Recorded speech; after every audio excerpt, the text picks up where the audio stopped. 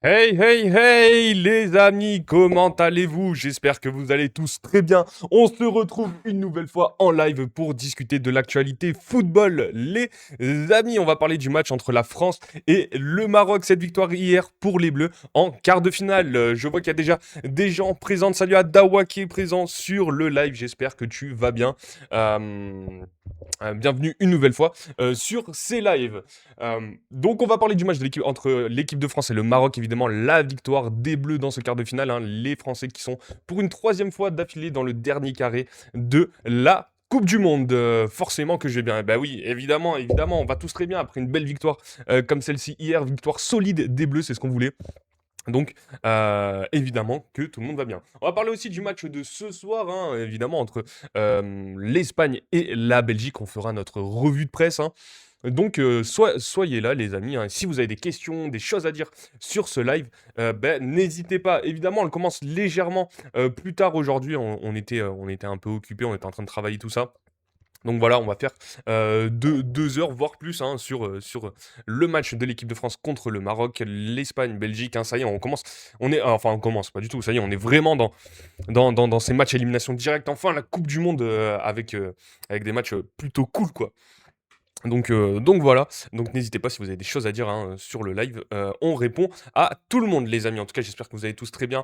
Au sujet de cette revue de presse du coup, on va parler, bah, on va déjà faire un point sur la joie des supporters après la victoire des Bleus évidemment, hein. Si on peut mettre ça en pause, voilà. Donc la joie, après on ira sur les points tactiques évidemment, charnière dominante, milieu travailleur et bloc haut, les clés de la solidité absolue des Bleus face au Maroc. Voilà, un article tactique de l'équipe toujours très très intéressant. On ira aussi, on verra la décla enfin, l'interview post-match de Thierry Henry, hein, qui était dans le vestiaire des Bleus sur le contenu que je suis tombé dessus, donc on va la mater.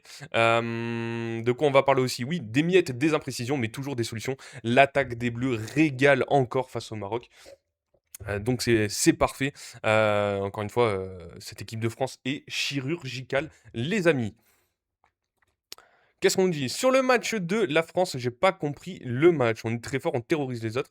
Ils ont déjoué, j'ai trouvé tellement inexistant le Maroc. Effectivement, hein, bah, je pense que vraiment le Maroc n'a pas pu jouer son football, son meilleur football. Après voilà, pas mal de blessés aussi. Alors depuis le début du tournoi, il y a eu déjà des absences, des choix tactiques de la part de Mohamed Wabi. On va en parler hein, sur sa compo de début de match hein, avec Noussaïr Mazraoui qui était en défense centrale. Le choix de Salahidine, de Shemseddine Talbi. Voilà, pas mal de choix assez étonnants. Après, il devait composer avec certaines absences regrettables, hein. Alors, évidemment, au début du tournoi, ils avaient perdu Abdel Zalzouli, donc ça a été compliqué. Mais Ismaël Saïbari, qui n'est pas rentré pour cette équipe du Maroc, leur arme offensive. Par contre, aussi le choix de ne pas mettre El Kaabis, on va en parler en tout cas. Après voilà, l'équipe de France hein, qui terrorise un peu tout le monde. On parlait d'une bataille au milieu de terrain. Manu Koné, Adrien Rabiot. Et les amis, on a beaucoup critiqué. Enfin, on a souvent parlé d'Adrien Rabiot. Est-ce que vraiment c'est un patron, tout ça? Oh, le match qu'il fait hier dans le travail de l'ombre, c'est exceptionnel. Vraiment, il a fait un très bon match dans ce jeu sans ballon. Évidemment, dans ce jeu avec ballon, régulateur. Manu Koné, la défense centrale, bon bref, on va parler de tout ça parce que vraiment, encore une fois, le match de l'équipe de France, ben, c'est tout simplement une masterclass. Évidemment, l'homme qui ressort de cette équipe marocaine, c'est leur gardien, Yacine Bounou, hein, qui a sauvé un peu la face des Marocains parce que ça a été très compliqué pour eux, hein, faire déjouer une équipe du Maroc comme ça. C'est pas donné à tout le monde. Donc on a dit quoi? On a dit qu'on parlerait, oui, de l'attaque des Bleus. Donc on va débuter avec la défense, le milieu de terrain. Après on parlera de l'attaque, de Kylian Mbappé précisément, hein. Alors normalement, Kylian Mbappé, on l'a vu, il a été un peu touché en fin de match, mais je crois que ça devrait aller. J'ai pas vu d'infos concernant son pied, j'ai pas vu forcément Didier Deschamps en parler plus précisément. Donc ça devrait aller. Et voilà, se projeter dans ce dernier carré, cette équipe permet de rêver les Bleus sûrs de leur potentiel après leur qualification en demi-finale. J'ai voté pour Koné sur ce match, ben voilà. On est plutôt d'accord. Manu Koné, il a fait un très bon match, hein. Pas sûr que Aurélien Tchouaméni, avec cette petite blessure, retrouve une place de titulaire, hein, dans cette équipe de France, hein. Manu Koné qui enchaîne les matchs et qui est plutôt bon. Le choix aussi, on va en parler de mettre Désiré Doué plutôt que Bradley Barcola. Donc voilà, il y a pas mal de choses à dire. Et une nouvelle fois, les déclats de Didier Deschamps, je ne dois pas faire trop mal les choses. Je pense que Didier, là, on a beaucoup critiqué Didier Deschamps après post-Coupe du Monde 2018, même post-Coupe du Monde 2022. Voilà, est-ce qu'il faisait les années de trop, Didier? Est-ce qu'il fallait pas tout simplement s'arrêter? Bon, l'équipe de France est en train de faire une masterclass dans cette Coupe du Monde et lui, bah, je pense qu'il est le grand artisan de tout ça. Et on est très, très, très, très content. On a beaucoup parlé du jeu qui était pauvre des Bleus, ce passage de 4-3-3, 4-2-3-1. Didier Deschamps, le pragmatique, bon là, il est en train de nous faire kiffer, le frérot. Et on espère, là, vraiment, on espère que ça va aller au bout. Donc oui, pas certain, j'imagine que c'est à propos de Tchouaméni, effectivement, ouais. On va voir, hein, ce qui s'annonce, hein, pour la suite. On parlera de la demi-finale aussi. Alors Belgique, ça serait une belle revanche sur 2018, hein, mais une nouvelle fois, on espère que la France écrasera n'importe qui, hein, que ce soit l'Espagne ou la Belgique. Ça va être génial. On va parler quand même de cette équipe marocaine. Cette défaite ne doit pas briser notre détermination, estime le sélectionneur marocain Mohamed Ouabi. Les déclats de Ayoub Wadi qui a fait une magnifique Coupe du Monde. Alors honnêtement, pour ceux qui suivent les lives depuis longtemps, on était assez sceptique quand même sur est-ce que vraiment Ayoub Wadi et le crack annoncé, on sait qu'il était nommé parmi les trophées Copa. J'avoue que j'étais encore un peu sceptique, mais sur cette Coupe du Monde, il a clairement fait. Est-ce qu'il avait le niveau pour atteindre des grands clubs? Il m'a clairement fait fermer ma bouche. Il fait encore un bon match tout de même hier, même si bon, c'était en dessous par rapport à cette équipe de France. Donc Ayoub Boadi, on va en parler de sa prestation. L'absence de Saïbari a changé quelque chose contre la France, affirme Amin Zbahi, pardon, le joueur d'Angers. C'est possible, hein, quand t'as pas ton numéro un offensif, c'est possible que ça a changé quelque chose. Perspicace. Moi, le premier, j'ai du mal avec Didier, mais forcé de constater respect, on est français, jamais content. Effectivement. Salut à Maouche qui est présent sur le live, bienvenue une nouvelle fois sur ces lives. J'espère que tu vas bien, toi aussi, mon ami. Si tu as des choses à dire, hein, par rapport à ce match de l'équipe de France, bah, n'hésitez pas. Je le vois bien au PSG. Ayoub Boadi, ah bah Ayoub Boadi, je pense que là, il s'est quand même fait de la place dans pas mal d'équipes. Au PSG, bah, il va avoir une sacrée concurrence quand même parce que les mecs qui sont en face de lui sont tout aussi forts, voire meilleurs que lui. Mais c'est vrai que là, Lille ça va être très compliqué de le conserver jusqu'à la saison prochaine, même si je crois qu'ils l'ont fait re-signer en cours de saison. Donc ça va être, ils vont devoir mettre un prix. On parlera de France-Maroc, je pense que ça va nous faire pas mal de temps, mais on parlera aussi de Espagne-Belgique, le match de ce soir, le quart de finale. Donc les déclats de Luis de la Fuente juste avant ce match, en parlant de Lamine Yamal, offensivement, le meilleur Lamine Yamal est à venir. On va parler là aussi une nouvelle fois un peu de toute cette équipe, hein, sur toutes les lignes de cette équipe espagnole. Unai Simon, le discret gardien invincible de l'Espagne à la Coupe du Monde, hein, lui qui était presque pas forcément titularisé, hein, qui commençait à perdre sa place aux yeux de certains observateurs avec la super saison de David Raya. Mais Unai Simon, toujours aussi décisif, qui n'a toujours pas pris un but, il me semble, dans cette Coupe du Monde. Voilà, le débrief tactique, aucun but encaissé en 5 matchs à la Coupe du Monde, la perte de l'Espagne au scanner, donc ça va être intéressant de voir comment c'est décrypté tout ça. Rodri, Ballon d'Or 2023, on l'oublie peut-être après 2 saisons assez compliquées du côté de Manchester City, une où il était blessé, et la deuxième, on sent qu'il avait un peu de mal à revenir. Après, c'était Manchester City qui était, c'était compliqué, mais voilà. Le retour de Rodri au top niveau, l'architecte du jeu de l'Espagne au mondial. Ouais, à son âge, au PSG, il ferait trop de bancs. Alors, trop de bancs, je suis pas sûr, parce que je pense qu'il serait utilisé par Luis Enrique, hein, avec de toute façon le nombre de matchs qu'ils ont, le Paris Saint-Germain. Il y a moyen de se faire une place, mais c'est vrai que voilà, s'il veut vraiment du temps de jeu, au PSG, il va falloir qu'il aille le chercher quand même. Mais après, de ce qu'on a vu, il a potentiellement et il a peut-être le potentiel, hein. Mais bon, ça va être tendu. C'est mieux pour lui une concurrence comme ça, il va travailler, plus prouver qu'il mérite sa place. Ouais, après il est jeune, mais je pense qu'il a pour le coup, alors il y a toujours ce débat entre être sur le banc mais apprendre des meilleurs ou, avoir du temps de jeu dans un club. Là, pour le coup, il peut avoir du temps de jeu dans un très bon club, donc potentiellement Je sais pas si ça serait le meilleur choix pour lui d'aller du côté du Paris Saint-Germain. Après, est-ce qu'il est capable d'éteindre la concurrence de Warren Zaïre-Emery, de Vitinha, de Joao Neves, de Fabien Ruiz? Ça fait quand même pas mal de joueurs à son poste. Après, on sait qu'il y a des blessures, du turnover du côté du Paris Saint-Germain. Et voilà, bon courage à lui en tout cas pour si signe du côté du Paris Saint-Germain pour l'instant. Il y a pas plus d'infos que ça. On parlait beaucoup de clubs anglais qui étaient sur lui. Oui, mais s'il est limite, il va perdre du temps de jeu, ça passe ou ça casse, façon de parler. Effectivement, énorme potentiel. Alors là, c'est clair, hein, comme je le disais, moi il m'a fait plutôt taire Ayoub Boadi, hein. Donc on verra. Maintenant que sa Coupe du Monde est finie, il va pouvoir discuter avec son entourage pour voir quelle est la meilleure décision à prendre pour la suite de sa carrière. Donc on reste sur Espagne-Belgique, donc au sommaire. Rudy Garcia, tout le monde nous voyait déjà éliminé. Effectivement, Rudy, perspicace toi aussi.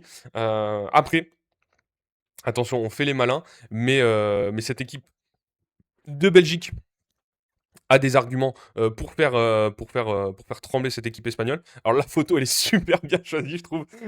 Il a une sale gueule sur la photo. Euh, mais voilà, cette équipe de Belgique a quand même pas mal d'arguments pour embêter cette équipe d'Espagne, même si, enfin, moi je pense que cette équipe espagnole est plutôt favorite dans ce match. Par contre, j'ai un petit souci, on va juste régler ça. Les amis, hein, le fond vert, je l'ai peut-être mal réglé. Poup, poup, poup, poup, poup, comment je peux faire ça? Hop, peut-être comme ça. Peut-être un peu mieux, non? Ouais, là, je pense qu'on est pas mal. Ok. Et le petit zoom léger, hein. Hop.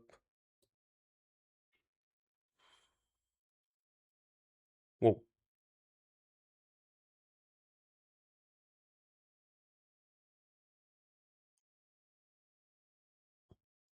Ok. Ok, ok, nickel. Ouais, la photo excellente, effectivement. Euh, Tu peux avoir les deux au PSG, apprendre à avoir du temps de jeu. Mais peut-être un. Ouais, ouais. Après, faut qu'il joue. Faut qu'il joue, de toute façon. Euh, Faut jouer, mais bon. Je pense que c'est quand même le meilleur milieu de terrain au monde, hein, parmi les clubs. Donc, bon courage quand même. Bon courage pour avoir du temps de jeu. Donc voilà, Rudy Garcia, Hans Van Aken, le milieu publicité par les supporters qui prend la place de Kevin De Bruyne dans le 11 belge. Quand même fou quoi. Le capitaine de cette équipe belge mis sur le banc par Hans Van Aken qui est un très bon joueur, hein, joueur du club Bruges. Pour ceux qui ont suivi la saison du club Bruges cette saison, c'est excellent. Et parmi les milieux de terrain, Hans Van Aken, très très très très très très bon joueur. J'espère un grand match ce soir. Bah déjà on espère un match. Ouais, un match plus fun, je sais pas comment dire ça, plus emballant que cette Espagne-Portugal déjà. Après, la Belgique avait fait une sacrée impression, enfin une sacrée impression. À relativiser, c'est un peu le Sénégal qui s'était écroulé dans leur huitième de finale. Mais voilà, on espère que ça, il va avoir du but. On va parler aussi de cette attaque belge avec Charles de Ketteler, hein, comment l'ancien grand espoir Charles de Ketteler s'est réinventé pour devenir le factoriste de cette Belgique. Nous, on parlait plutôt de le mettre sur le banc pour titulariser Romelu Lukaku. Il nous a fait taire en mettant ce doublé et une passe décisive, il me semble, contre cette équipe sénégalaise. Donc on parlera de Charles de Kettler. Et pour finir, on ira sur les infos mercato avec potentiellement Fabrizio Romano. Antonio Nusa, le joueur norvégien hein, qui jouera ce quart de finale contre l'Angleterre samedi ou dimanche, pardon, j'ai oublié. Mais voilà, Tottenham et Arsenal prêt à se livrer une bataille pour Antonio Nusa. Donc sur les infos mercato, on a ça. Et Naples tout proche de recruter Ezequiel Ceballos en provenance de Boca Juniors. Aucune idée de qui c'est ce joueur, mais l'info est tombée. Donc on en parlera. Voilà les amis pour le sommaire. On va démarrer tout de suite hein, parce que le sommaire a été un peu long. Alors, on a déjà eu ce débat sur Ayou Boadi, mais on a des débats sur pas mal de joueurs, donc on va démarrer tranquillement. Donc, hier soir à Foxborough, dans le Massachusetts, l'équipe de France. Qu'est-ce que c'est Ouais, Foxborough dans le Massachusetts, l'équipe de France s'est imposée contre le Maroc en quart de finale. Ouais, c'est bon. En quart de finale, c'est pas lui qui a mis un doublé contre les États-Unis. Antonio Nusa? Ah, Ceballos?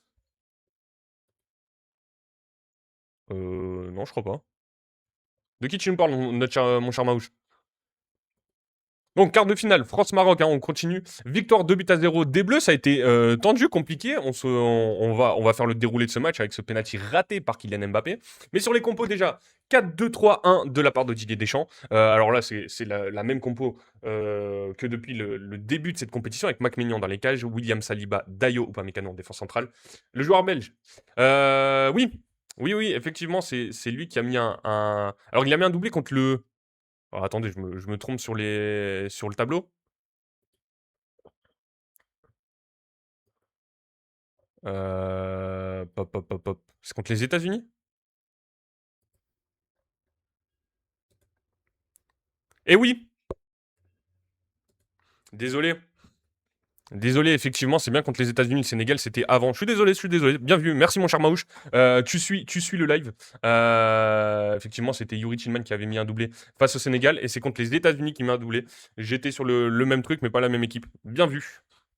Voilà, doublé, une passe décisive pour Charles de Kettler et Hans Van Aken qui avait marqué aussi contre cette équipe américaine. Donc voilà, deux joueurs dont on va reparler juste après.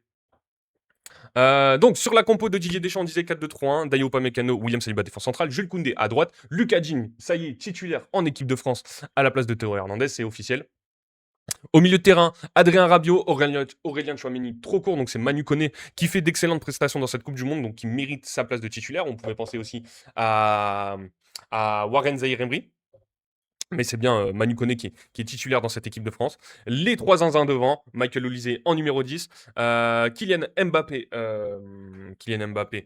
numéro 9 et titulaire dans cette équipe des Bleus, évidemment capitaine, et Ousmane Dembélé à droite. Et à gauche, du coup, la question qui se posait, c'était Bradley Barcola ou Désiré Doué. Alors potentiellement, Désiré Doué était titulaire parce que Bradley Barcola avait déjà un carton jaune sur les matchs précédents pour éviter une suspension, donc c'est pour ça qu'il a mis Désiré Doué. Ou alors c'était vraiment un choix tactique parce que le profil de Doué correspondait plus pour une opposition contre le Maroc. Cette équipe marocaine était aussi composée en 4-2-3-1. Oui, il me semble. Avec Bono dans les cages, évidemment. Achraf Hakimi, le capitaine de cette équipe marocaine, hein, titulaire à droite. En défense centrale, la surprise de ne pas mettre Riyad. Alors, je ne sais pas s'il était blessé ou incertain, mais voilà, à chaque fois j'oublie son prénom. Shadi Riyad, voilà, qui n'était pas titulaire dans cette équipe marocaine. Je me posais la question pourquoi. C'était plutôt Noussaïr Mazraoui qui avait plutôt ce poste de latéral gauche.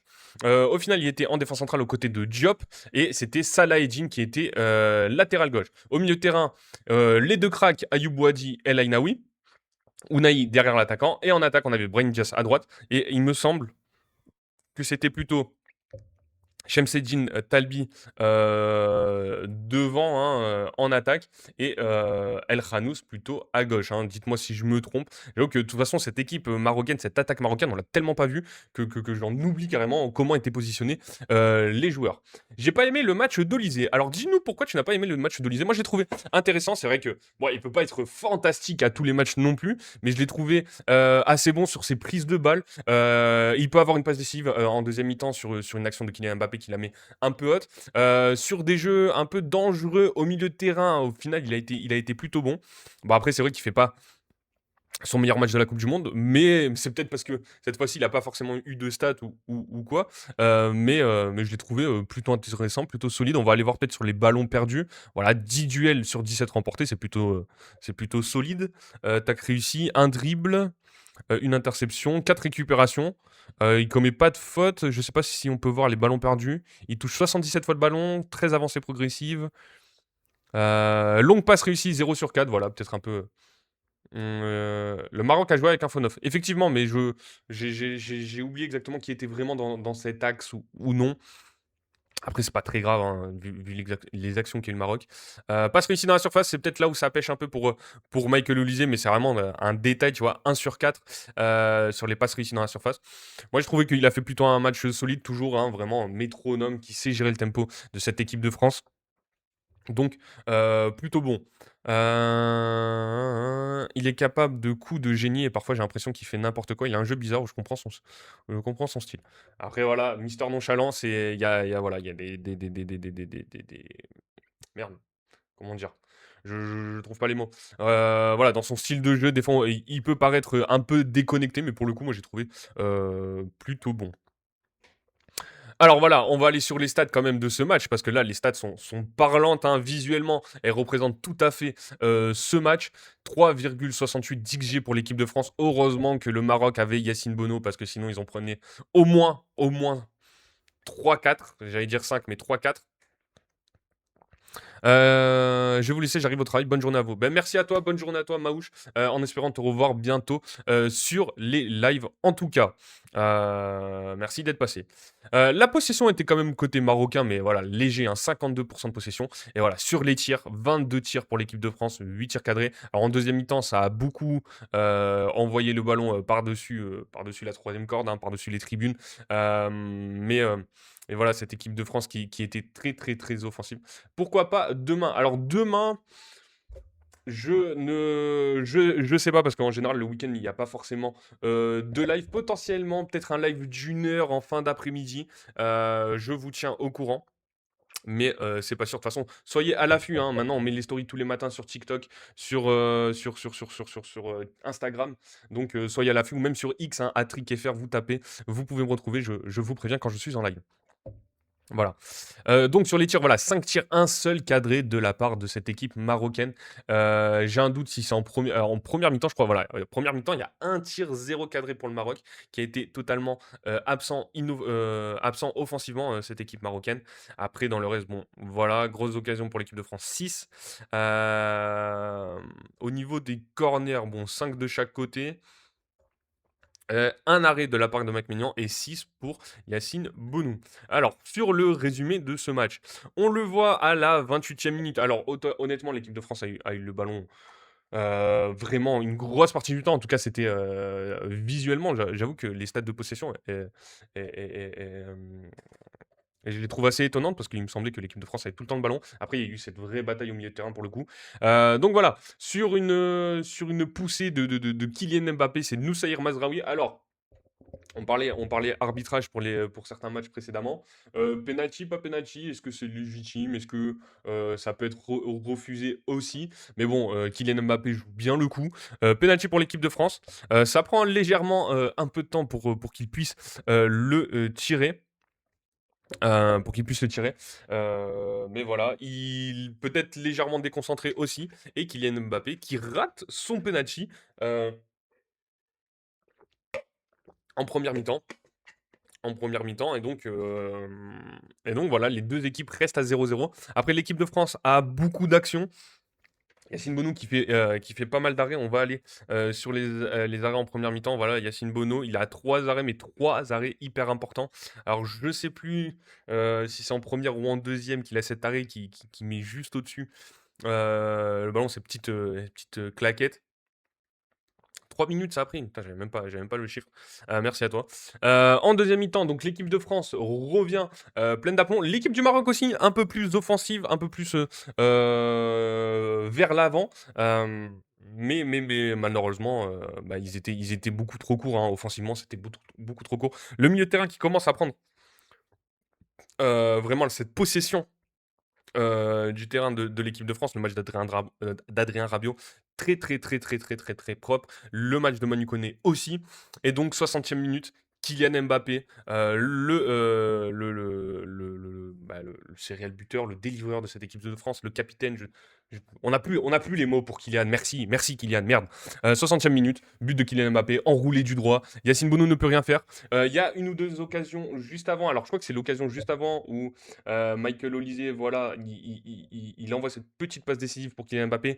Et on a senti peut-être, alors je ne sais pas si c'est du doute dans la tête de Kylian Mbappé, mais qui a voulu trop ouvrir son pied pour esquiver Bonou et l'enrouler. Finalement, il envoie beaucoup trop loin. Et après, il tente quand même cet enroulé. 60e minute, but. Passe décisive de Désiré Doué. Je crois qu'il fait plutôt une belle action sur cette petite passe, mais bon, tout le mérite revient quand même à Kylian Mbappé. Les changements, par contre, de Mohamed Wabi en faisant rentrer. Alors, t'es mené 1-0 contre l'équipe de France. Le choix de faire rentrer Amrabat, assez étonnant quand même. La sortie de El Khanous pour Raimi, sachant que tu as laissé El Kaabi sur le banc. Je crois que tu avais deux, trois autres offensifs. On va aller vérifier ça. Amaïmouni, pour le coup, je connais pas, mais c'est un attaquant. Il aurait pu faire rentrer un autre attaquant. El Kaabi qui reste sur le banc. Belhamari, c'est un milieu de terrain, on est d'accord. Même Samir El Mourabé. Samir El Mourabé, il est quand même plus offensif qu'un Mrabat. Je comprends pas pourquoi il fait pas rentrer. En plus, euh, il connaît les joueurs qui sont sur le terrain. Donc, ouais, je trouve ça. Même Jessim Yassine, je trouve que c'est un peu tard pour le faire rentrer à la 74e, pardon.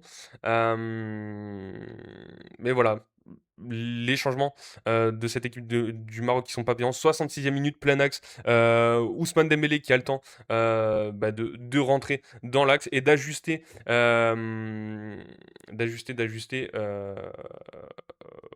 Yacine Bonou, pardon, et de marquer le deuxième but pour les Bleus. Je ne sais plus si c'est sur le but de Mbappé ou de Ousmane Dembélé ou pas Sofiane Diop, Issa Diop. Il a un peu cette action de peur de le prendre entre les jambes et au final, il ferme ses jambes alors qu'il doit plutôt peut-être les écarter. Après, c'est facile de parler quand on est devant la télé, mais il ferme plutôt ses jambes et donc du coup, ça le rase et ça vient gêner, je pense, un peu aussi Yacine Bono. Et donc, le Maroc qui encaisse le but. Son but magnifique et quand il embarque la défense pour Ousmane, il a changé niveau collectif un déclic, j'espère. Effectivement, collectivement, Ousmane Dembélé, j'allais dire, mais c'est plutôt Kylian Mbappé qui fait des très très belles performances. Et ensuite, donc 2-0 à la 66e minute, on sent que le match a clairement pris un tournant. On voit pas comment cette équipe marocaine peut revenir. Les entrées de Warren Zaïre Emery à la 71e minute. Ensuite, c'est Brahim Diaz qui sort à la 74e. Là aussi, tu perds 2-0. Pourquoi faire sortir Brahim Diaz? Essaye au moins d'attaquer, d'aller chercher ton but. J'ai pas trop compris les choix, j'avoue. Jessim Yassine donc qui rentre, El Ouadi qui rentre aussi. Et après pour cette équipe de France, Jean-Philippe Mateta qui a une ou deux occasions. Alors ils mettent Kylian Mbappé blessure. Bon, c'est un petit coup qu'il a pris sur le pied. On l'a vu avec de la glace. Je pense que c'est pas grand-chose. Jean-Philippe Mateta, on le dit, il a une occasion. Alors une tête où il passe pas loin de la reprendre, il me semble. Et après ce petit dribble et ce tir pied gauche qui est un peu écrasé. Mais voilà, Jean-Philippe Mateta qui a eu ses occasions. Bradley Barcola aussi qui a fait une nouvelle fois. C'est fou, hein, cette équipe de France, 77e minute, tu peux te permettre de faire sortir Désiré Doué et faire rentrer Bradley Barcola, qui a encore cassé un nombre de reins. Et même Malo Gusto a eu un peu de temps de jeu. Ce que j'ai trouvé très bien, c'est quand même de concerner Warren Zaïre Emery avec la sortie de Manu Koné. Sachant qu'il avait déjà un carton jaune sur les matchs précédents. Donc voilà, faire rentrer une vingtaine de minutes, 25 minutes Warren Zaïre Emery, j'ai trouvé ça très très bon, très judicieux de la part de Didier Deschamps, hein, je le redis, qui pour moi fait une masterclass dans cette Coupe du Monde. Voilà, on va aller sur notre revue de presse. Si vous avez des choses à dire, n'hésitez pas. On lit évidemment tous les commentaires concernant cette équipe de France. Avant tout, de parler tactique, peu importe, on va quand même regarder la joie des supporters français pour cette troisième demi-finale en 3 Coupes du Monde pour les Bleus.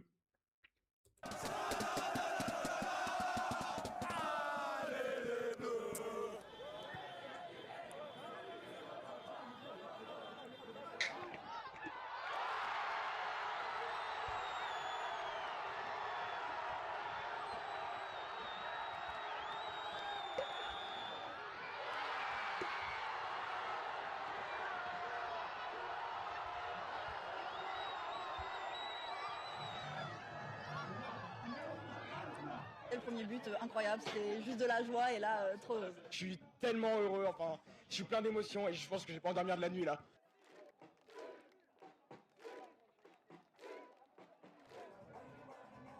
جينا اليوم باش نشجعوا المنتخب الوطني اللي شرفنا وشرف الكره الافريقيه والكره العربيه. كنقولوا رجل المباراه بكل امتياز بدون منازع هو بونو. Ah, clairement. Demi-finale le 14 juillet. Hein. Fierté d'être là. Voilà, on n'a pas eu l'efficacité, mais on a concédé vraiment très très peu d'occasions aussi. C'est une étape importante, mais pour le moment, le seul rendez-vous qu'on a, c'est le 14.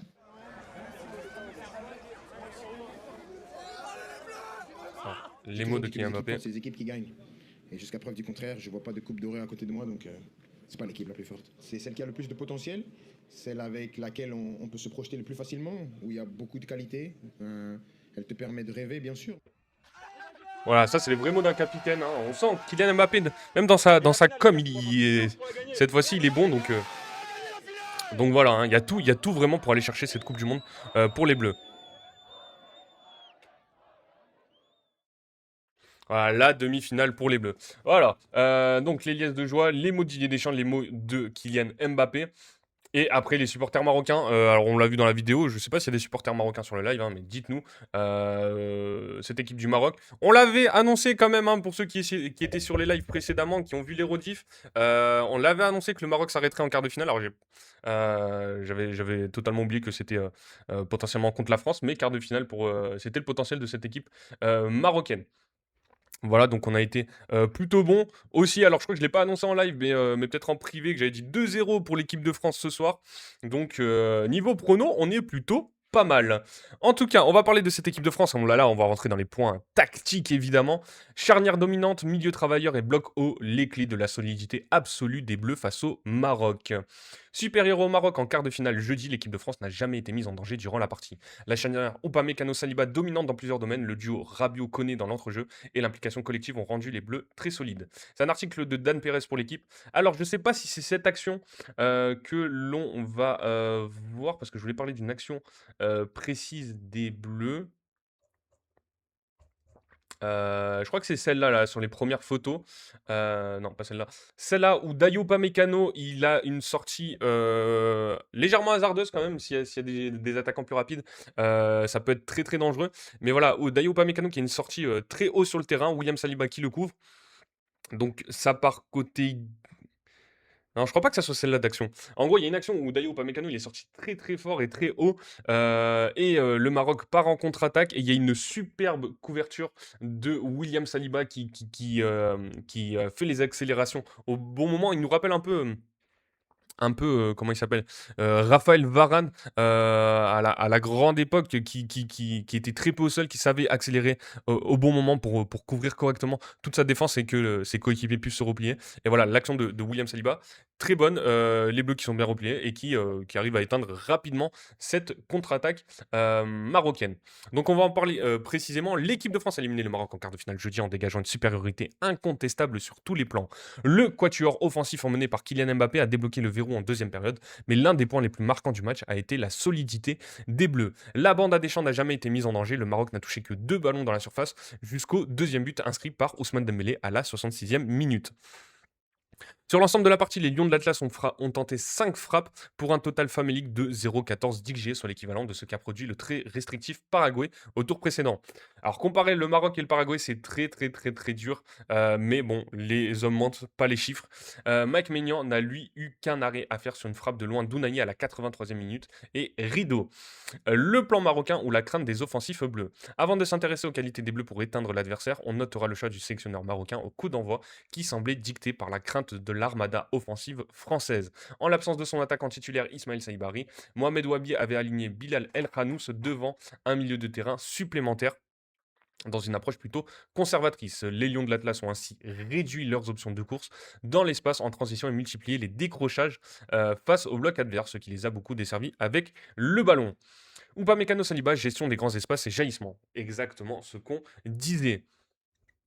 Comme ce doit être agréable de jouer dans une équipe où Dayo Upamecano est présent et constater que la conduite de balle de l'attaquant adverse en contre-attaque traduit déjà son infériorité face à la domination du défenseur central du Bayern Munich.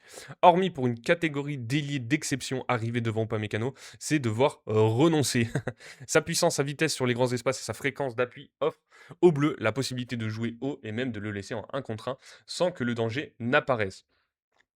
On le voit, hein, une équipe de France déjà très haute. Les ailiers marocains qui partent en contre-attaque, on voit qu'il y a de l'espace pour l'ailier marocain. Alors là, je crois que c'est El Khanous, mais Upamecano est capable de couvrir, potentiellement de couper la passe ou de suivre El Khanous. Là, il décide de suivre, de réduire l'espace, on le voit. Il n'y a aucun Marocain qui est capable de faire l'appel dans le demi-espace entre Upamecano et Saliba. et qui a fait cet ailier on voit l'ailier marocain, il a de l'espace. Alors peut-être que la passe n'est pas bonne aussi, mais il a amené sur vraiment cette ligne de touche. La performance avec William Saliba peut aussi bien jaillir loin dans le camp adverse que corriger une situation en courant vers le but si l'interception est manquée. Et lorsqu'il a fallu défendre la surface en fin de partie alors que les Bleus menaient par 2 buts d'écart, les deux centraux des Bleus ont montré leur aisance.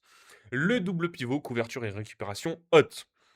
Je l'ai dit, hein, ce double pivot de l'équipe de France, on a eu des doutes, hein. J'ai entendu beaucoup de personnes dire Rabiot, Tchouaméni, Rabiot Koné, ça ne sera pas suffisant pour les Bleus.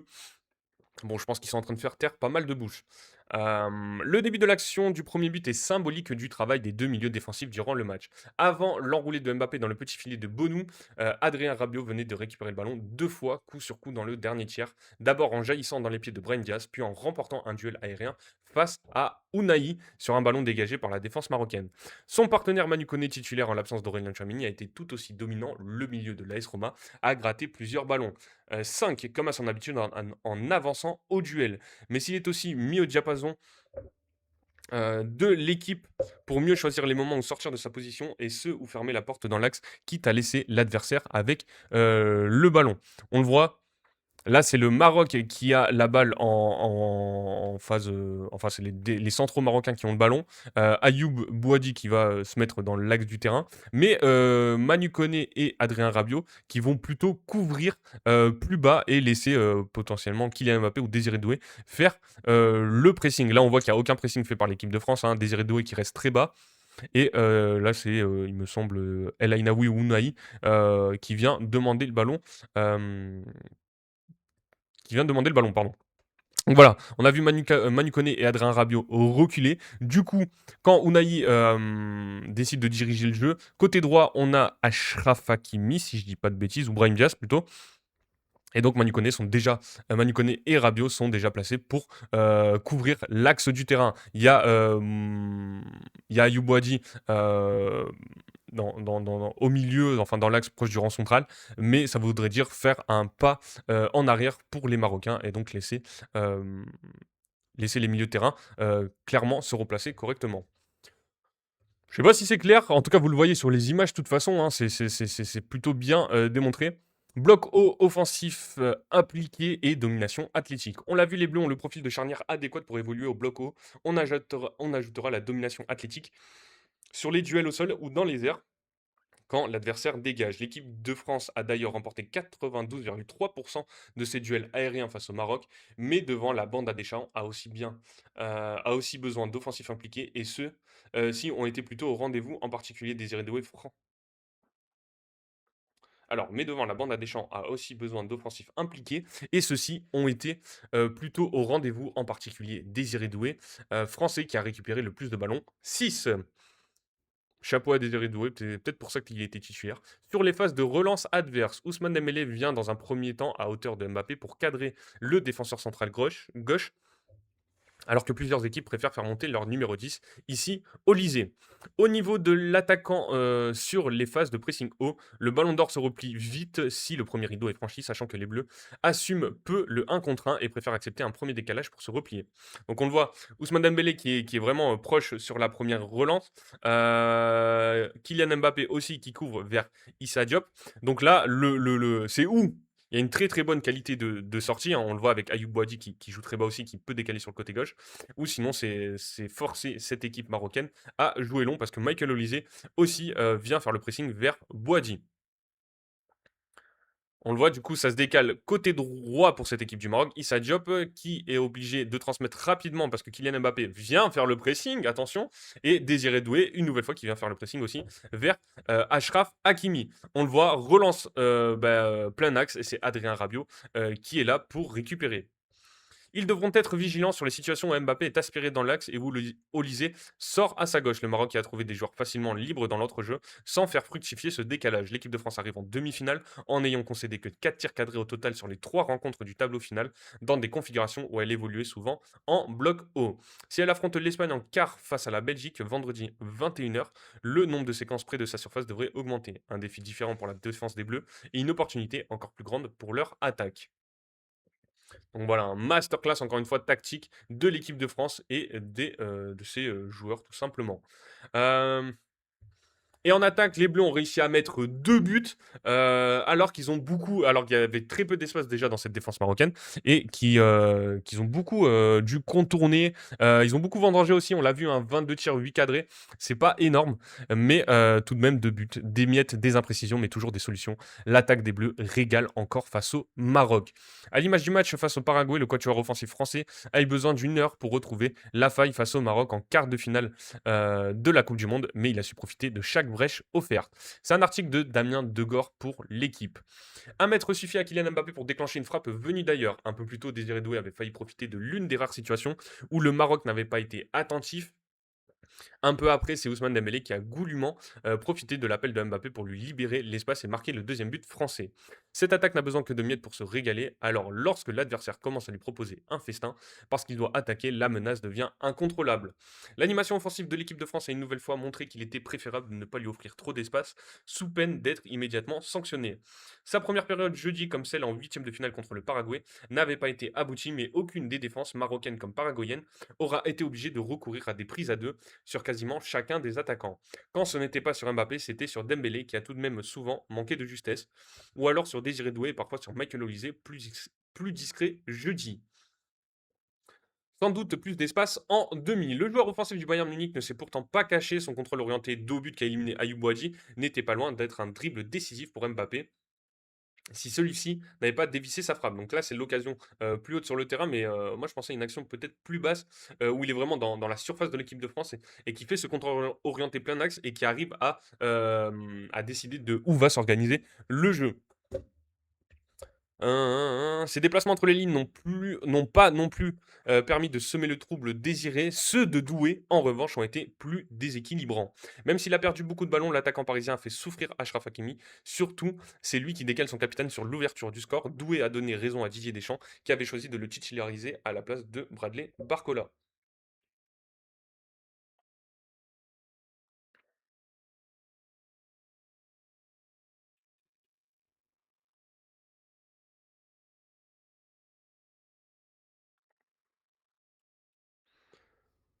Hop, désolé. Plutôt que Bradley Barcola, mais lorsque son coéquipier l'a remplacé à la 77e minute, il a su lui aussi profiter de la profondeur dans le dos d'un Maroc plus offensif. Forcément, Barcola est à l'origine de deux nouvelles occasions françaises, 86e, 88e, et sa capacité d'élimination a fait encore plus mal à Hakimi, usé par ce qu'il venait de vivre. Entre les deux joueurs du PSG, la concurrence se poursuit et ils ont raison de répéter qu'elle les tire vers le haut. Effectivement, la concurrence Doué-Barcola, elle est parfaite. C'est incroyable qu'elle soit aussi parfaite même.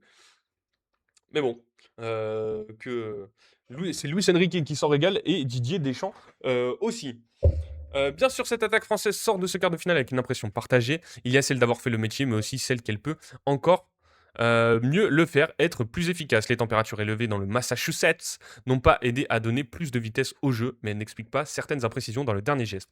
Comme cette reprise pas suffisamment appuyée de Jean-Philippe Mateta à l'entrée du temps additionnel, mais puisqu'il ne reste plus que ces petits détails à corriger, les raisons d'être optimiste sont plutôt nombreuses. Le prochain adversaire des Bleus en demi-finale ne passera sans doute pas sa vie devant sa surface de réparation.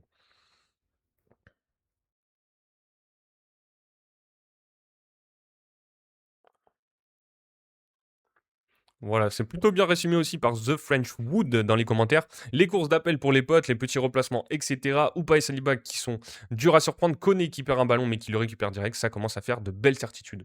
Effectivement, mais Kylian Mbappé l'a dit, on n'est pas la meilleure équipe. La meilleure équipe, c'est quand tu gagnes. Il est bon quand même, hein.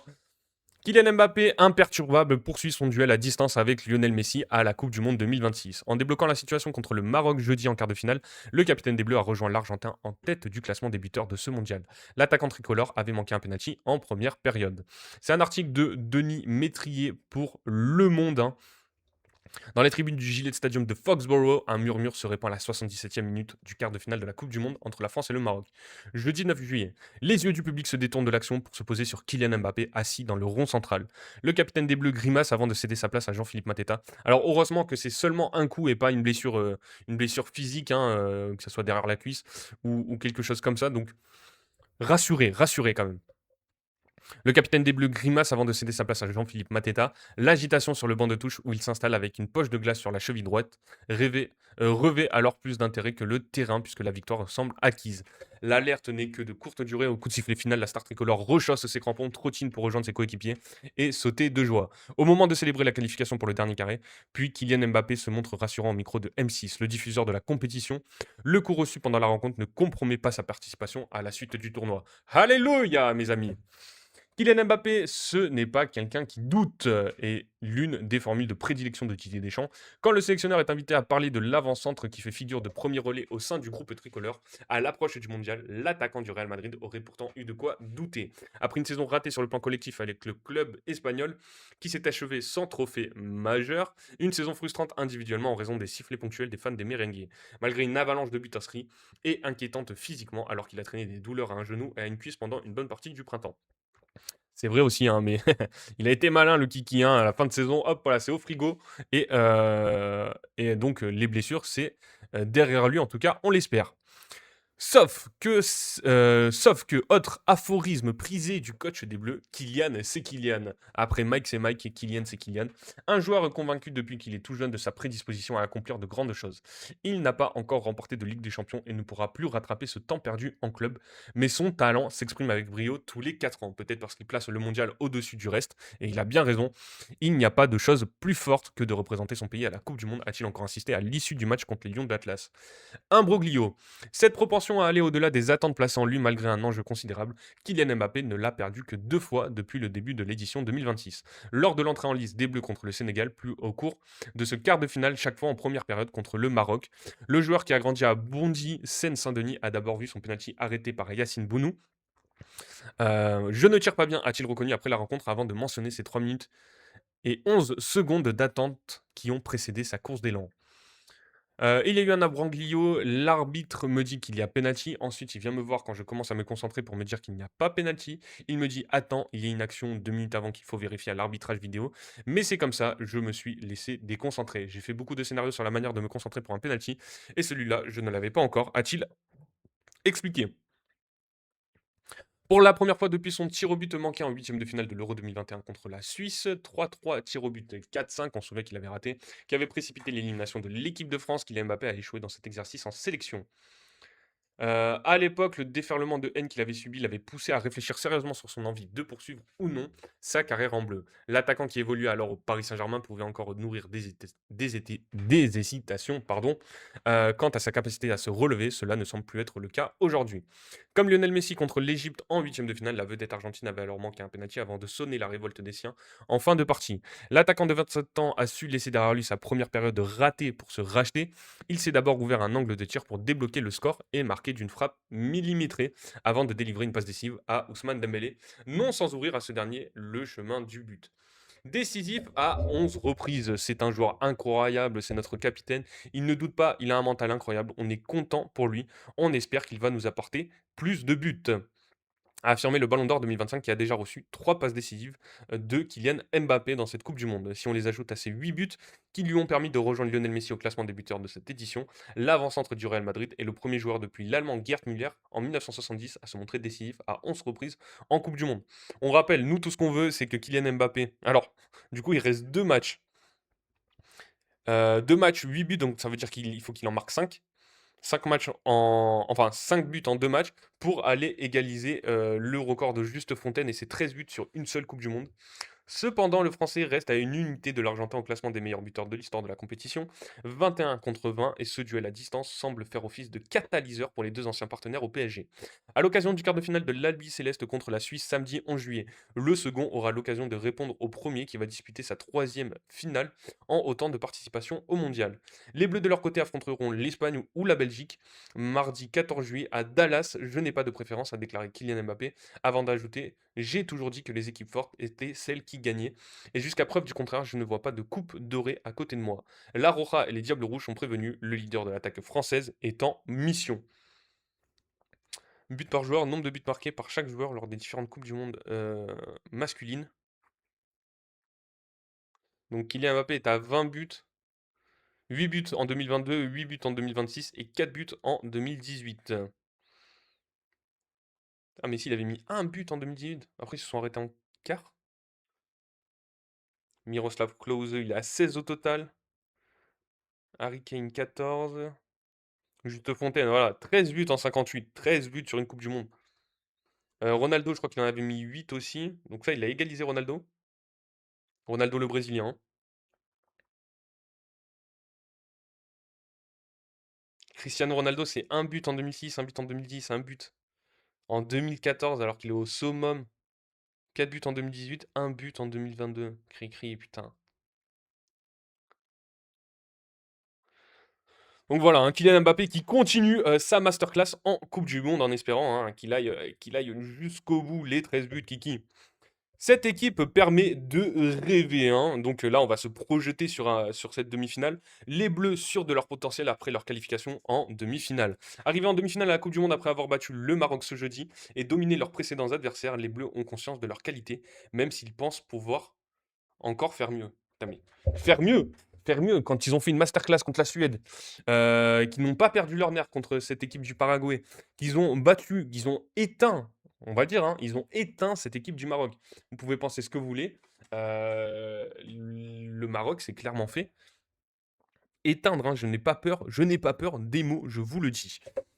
En tout cas, c'est un article d'Anthony Clément, Hugo Delhomme et Loïc Tanzi pour l'équipe.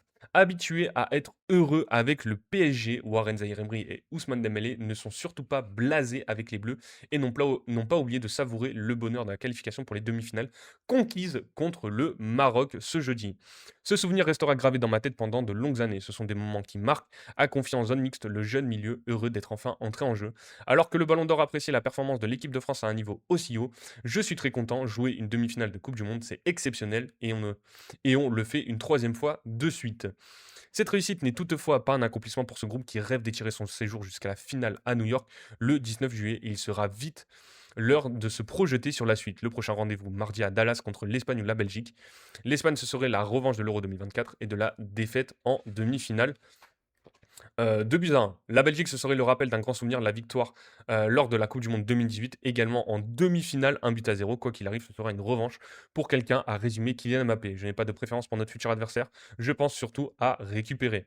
On se souvient 2018, aux commentaires, qui est actuellement sur M6 Samuel Umtiti, hein, qui, en espérant, porte chance aux Bleus s'il y a une revanche France-Belgique. On n'a pas de préférence pour les deux équipes, ce sera un match difficile et elles ont un quart à jouer. On est dans le dernier carré de la Coupe du Monde, que ce soit l'Espagne ou la Belgique, ce sera redoutable, a aussi estimé Dembélé et Zaïre Emery étaient évidemment d'accord. On n'a pas de préférence, on se concentre sur nous, on donne le meilleur de nous-mêmes et on avance match après match. On va regarder ce qu'on a moins bien fait aujourd'hui pour continuer à progresser. Mais comment tu veux être meilleur? C'est injouable. Après, ils ont raison, hein, c'est les propos qu'il faut tenir et il faut le mettre en place, hein. S'ils peuvent encore s'améliorer, bah, ils seront tout bonnement injouables. Que verront les Bleus quand ils se livreront à cette analyse? Ousmane Dembélé avait déjà sa petite idée dans les couloirs du Gillette Stadium. Il y a beaucoup de choses à améliorer, que ce soit défensivement et en attaque. Je pense qu'on peut être encore plus efficace, on peut prendre moins de buts, presser mieux. Plus la compétition avance, plus on va progresser. Si c'est le cas, les adversaires peuvent se faire du souci car la marge des Bleus ne paraît pas énorme, alors que la solidité était un sujet de questionnement avant la compétition. Ils viennent de boucler leur troisième match à élimination directe sans encaisser le moindre but. Il faut dire qu'ils ont rencontré des adversaires plutôt inoffensifs, qui n'ont cadré que 4 tirs à E3, mais quand même pas vraiment impérial contre le Sénégal pour la première journée. Mike Maignan est beaucoup plus rassurant depuis, et l'équilibre n'a jamais été un problème alors qu'Aurélien Tchouameni a raté les 2 dernières rencontres.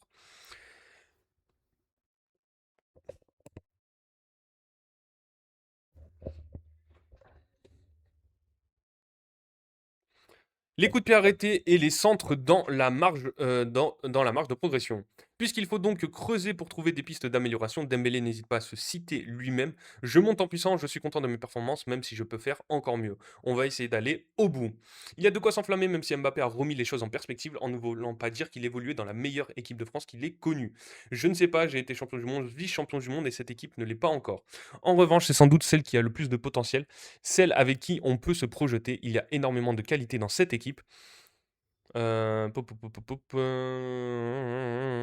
cette équipe, elle permet de rêver, mais jusqu'à preuve du contraire, elle n'a encore rien gagné. J'ai toujours dit que les équipes les plus fortes étaient celles qui remportent les trophées. Ce n'est pas encore le cas pour celle-ci, donc non, ce n'est pas la plus forte.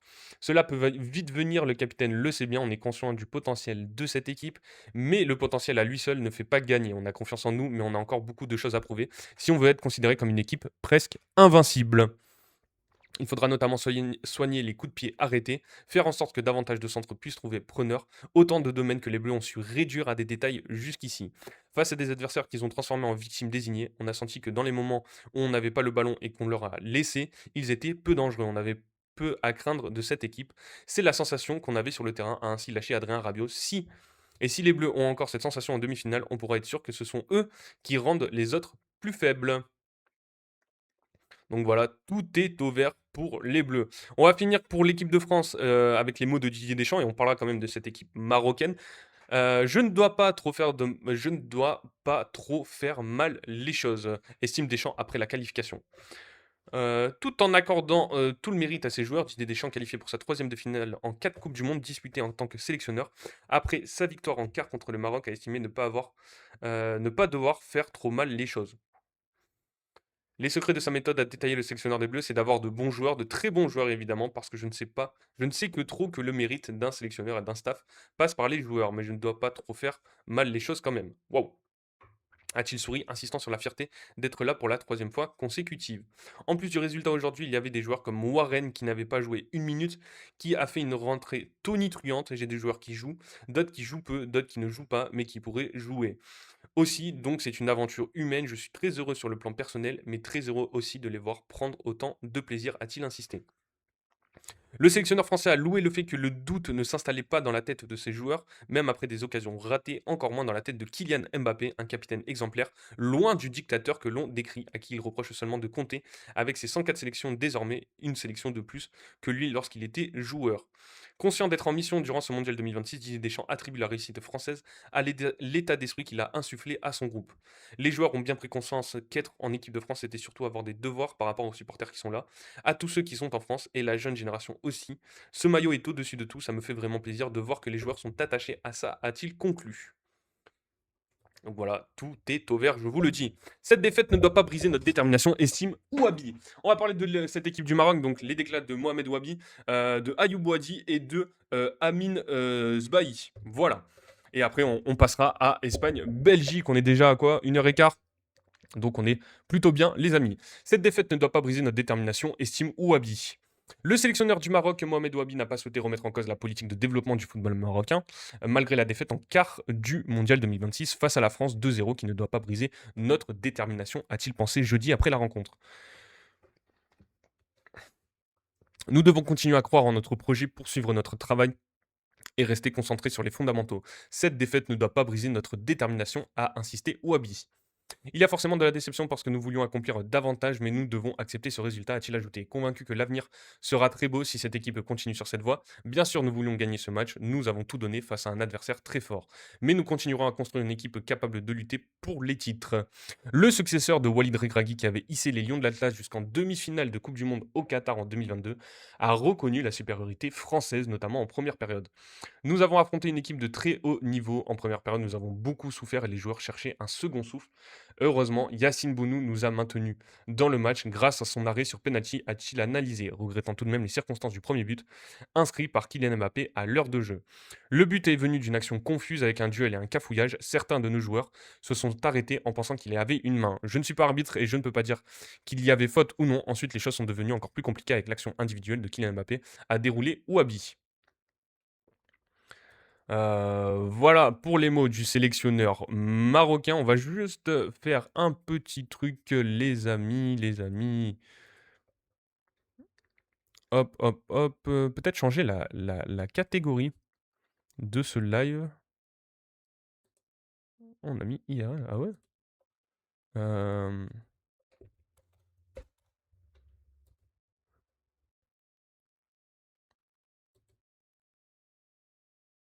hmm.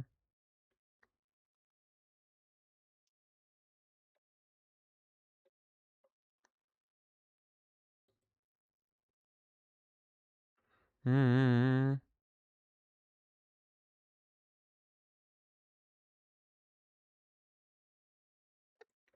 OK. Désolé, j'étais en train de chercher quelque chose. Normalement, c'est bon, ça a été modifié. OK, OK. OK, donc on peut continuer les amis. Je vérifie un dernier truc, hein, OK, OK. On peut continuer, on va parler de Ayoub Bouadji, en même temps, de Ayoub Bouadji. Putain, je suis désolé, je suis handicapé quand je suis sur, l'ordi. Ouais, Ayoub Bouadji, après ce match, la défaite va nous permettre de grandir, affirme le jeune Ayoub Bouadji. Ça fait 15 fois, je le répète, la défaite contre la France en quart de finale du Mondial 2026 ce jeudi va nous permettre de grandir et d'apprendre dans les prochaines compétitions, a affirmé le milieu relayeur marocain. En début de match, on savait qu'on allait avoir une très belle équipe de France, que ce serait un match difficile et qu'il faudrait faire beaucoup d'efforts, a expliqué en zone mixte le jeune joueur de Lille, 18 ans seulement. C'est le football et on ne peut pas toujours gagner. Ce match va nous permettre de grandir, savoir ce qu'on doit apprendre pour les prochaines compétitions, les détails à améliorer pour aller plus loin, a-t-il ajouté. On était venu pour faire notre jeu, on avait mis des choses en place à l'entraînement avec le coach, mais un match, ce n'est pas une science infuse, il ne se passe pas forcément ce qu'on a prévu, parfois on doit s'adapter.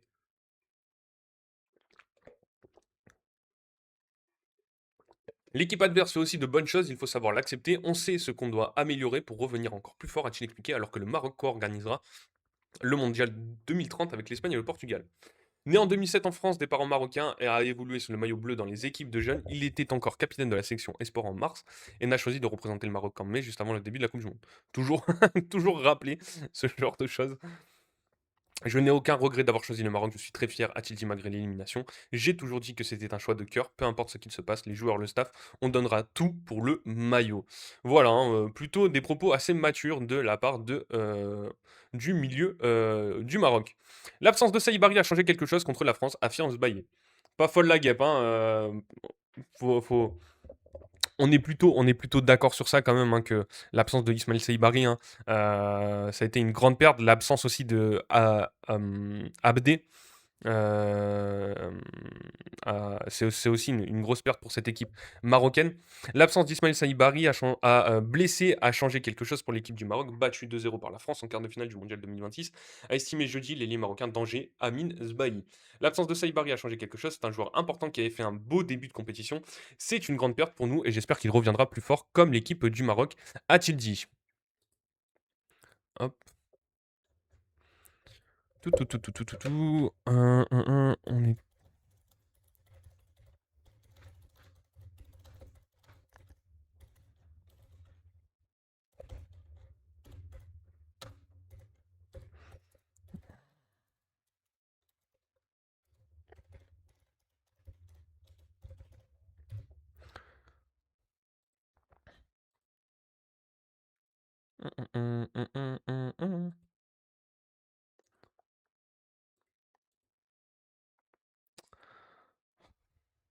Hop, hop.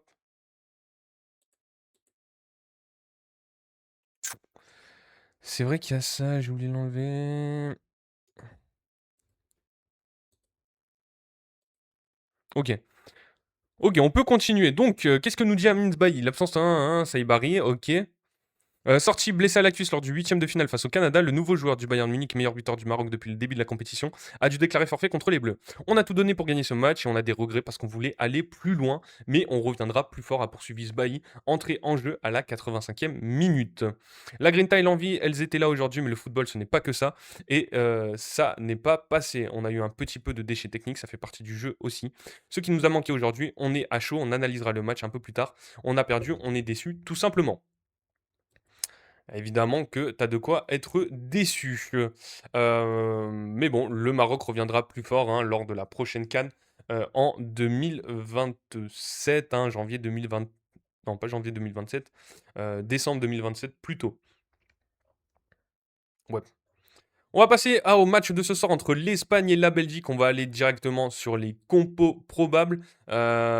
Pour cette équipe espagnole, un 4-2-3-1. Une nouvelle fois, je pense que le 11, il n'y aura pas forcément de surprise. Unai Simon dans les cages, Emeric Laporte, Koubarsi en défense centrale, Marco Kurela à gauche, à droite, Pedro Porro. Au milieu de terrain, Pedri, Rodri, Dani Olmo derrière les attaquants, Alex Baena à gauche, Mikel Oyarzabal en pointe et Lamine Yamal à droite. Côté Belgique, est-ce qu'on aura bien cette composition probable avec Thibaut Courtois dans les cages? Là, normalement, ça devrait être bon. Nathan Ngoy, Michele en défense centrale. Timothy Castagne à droite, De Kuyper à gauche pour la défense. Ça me paraît plutôt clair. Van Aken, Yuri Tillmans, double pivot dans cette équipe belge. Kevin De Bruyne en numéro 10. Bonne question. Leandro Trossard à gauche, Jérémy Doku à droite et De Ketelaere devant. Est-ce qu'on peut penser... Alors, Amadou Onana sera bien blessé normalement, c'est une fin de Coupe du Monde pour lui. Sur la compo précédente de cette équipe belge. Contre les États-Unis. On se souvient qu'on avait eu Kevin De Bruyne sur le banc et Jérémy Doku, et c'était plutôt Luke Bacchio titulaire à droite, Yuri Tillmans derrière l'attaquant, et donc on avait Onana.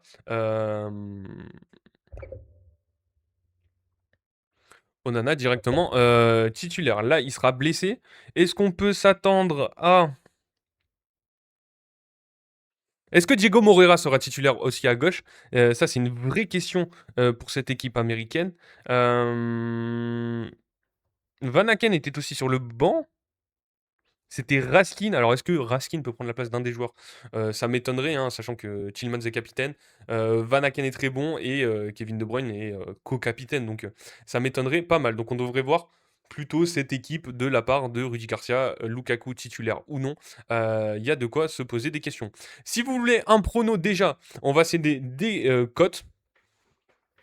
Donc, évidemment, les jeux d'argent et de hasard peuvent être dangereux. Perte d'argent, conflits familiaux, addiction. Donc, on ne parie que l'argent qu'on peut se permettre de perdre ou on ne parie pas du tout. Les amis, on ne met pas l'argent du PEL ou les études des enfants. Je le répète, faites extrêmement attention, s'il vous plaît.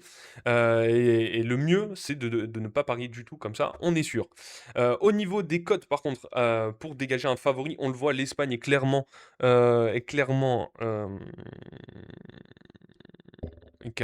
favori aux yeux des bookmakers, pardon. 1,60 de cote, on voit 1,58, 1,64. J'aurais même mis peut-être moins. Pour cette équipe de Belgique, c'est du 5,60, 5,50, 6,20 même.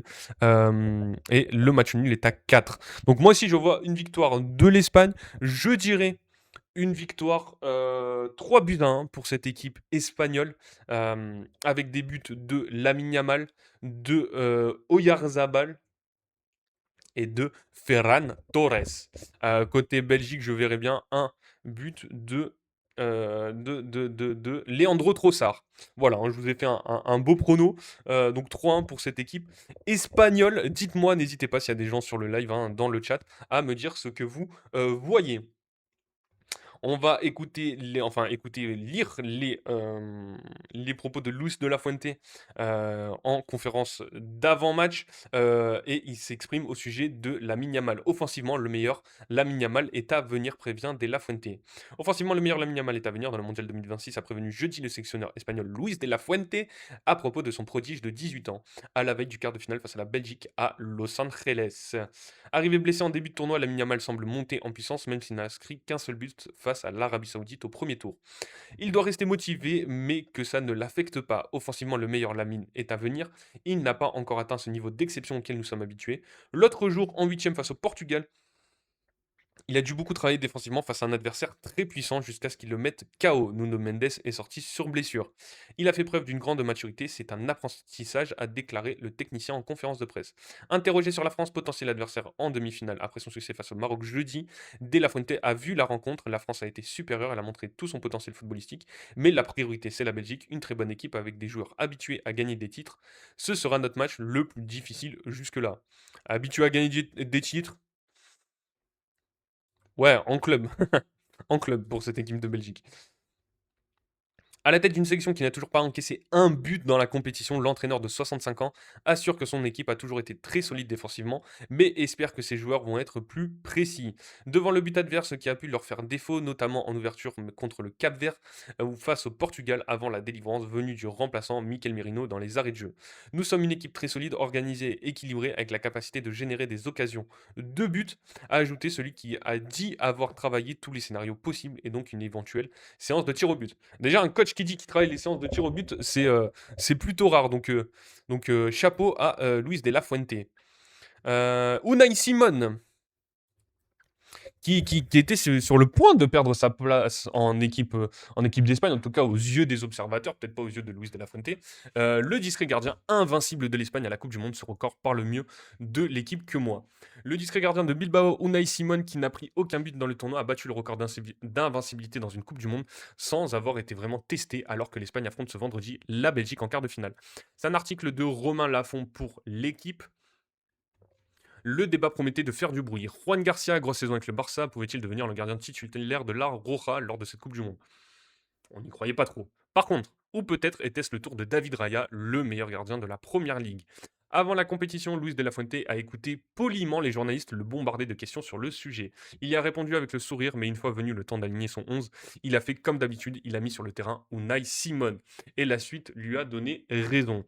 Le discret gardien de l'Athletic Bilbao, absent des réseaux sociaux et qui affirme mieux protéger son intimité que son but, n'a toujours pas encaissé de but dans la compétition. En 16e contre l'Autriche, il a même battu le record de Walter Zenga qu'il a porté ensuite à 609 minutes. Ce sont juste des chiffres, avait-il évacué. Ce record parle mieux de l'équipe que de moi. J'ai pris 3 tirs cadrés dans tout le tournoi avant le 8e de finale contre le Portugal gagné 1-0 où il a fait 2 arrêts. Ce record, David et Juan l'auraient aussi atteint. Bon, en tout cas, il est plutôt humble, hein. 7e saison comme titulaire à Bilbao. Le Basque, 29 ans, n'a en effet pas encore été vraiment testé, mais il n'a pas besoin de l'être pour avoir la confiance absolue de son sélectionneur. Je suis avec lui depuis qu'il a 16 ans. Rappelle ce dernier, on a plus une relation familiale que d'entraîneur-joueur. Avec De La Fuente comme avec Luis Enrique avant lui, Simon avance sans faire de bruit, sauf une fois de temps en temps, comme lorsqu'il a empêché l'Armada du PSG de marquer le moindre but en Ligue des Champions en décembre dernier. Il fallait que tu fasses ton meilleur match contre moi, lui a lancé en plaisantant le technicien asturien, avant de mettre sa pique habituelle aux médias. Vous vous rappeliez les critiques que j'avais reçues lorsque je l'avais lancé? Moi oui. Ah, il a une bonne mémoire, le Luis Enrique, hein. Les doutes venaient sans doute du fait que Simon évoluait déjà dans son club de toujours, moins médiatisé que les 3 géants du foot espagnol, un club dont il faudra le chasser selon ses dires, alors qu'il ne dispose même pas d'une clause de rescission. Une rareté au pays. Un club avec lequel il dispute sa 7e saison comme titulaire, lui dont les 2 parents sont membres des forces de l'ordre, le papa dans la Guardia Civile, la maman dans l'Ertzaina, la police autonome basque, carrément. C'est quelqu'un qui travaille beaucoup, respectueux, discret, avec une bonne formation et des valeurs très importantes à l'intérieur d'un groupe, apprécie Marcelino, qu'il a eu 2 saisons sous ses ordres au Pays Basque. Il vient d'une école où il a eu de grands gardiens avec José Ángel Iribar, puis Andoni Zubizarreta. Il est dans cette lignée de gardiens sobres, stables, avec un physique imposant, et il fait les choses bien. Pour être titulaire en sélection, il faut l'être, vu qu'il y a derrière, cela montre... Vu qu'il a derrière, pardon, cela montre son niveau, son caractère, sa personnalité. Il a reçu les louanges de Courtois.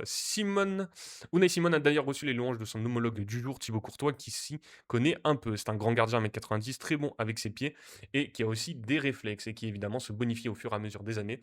Aujourd'hui, il est plus régulier, il a pris confiance en lui, reprend Marseillais, il a récemment gagné le trophée Zamora, 33 buts encaissés en 2023-2024. Tout à l'heure, il tentera de prolonger cette incroyable série d'invincibilité avec la Roja sur le chemin du stade. Il fera une partie d'échecs, l'une de ses passions avec son compère Dani Olmo. Quand je me mets dans la chambre à Hyperbar et que je fais ma récup, je fais quelques parties en ligne, expliquait-il il y a quelques jours. Il est visiblement bien meilleur aux échecs qu'au golf, auquel il s'est essayé à Chattanooga, le camp de base de la Roja au premier tour. Je suis mauvais, mais ça me plaît parce que durant les 4 heures où nous jouons, nous ne parlons absolument pas de foot. C'est bon de pouvoir s'échapper.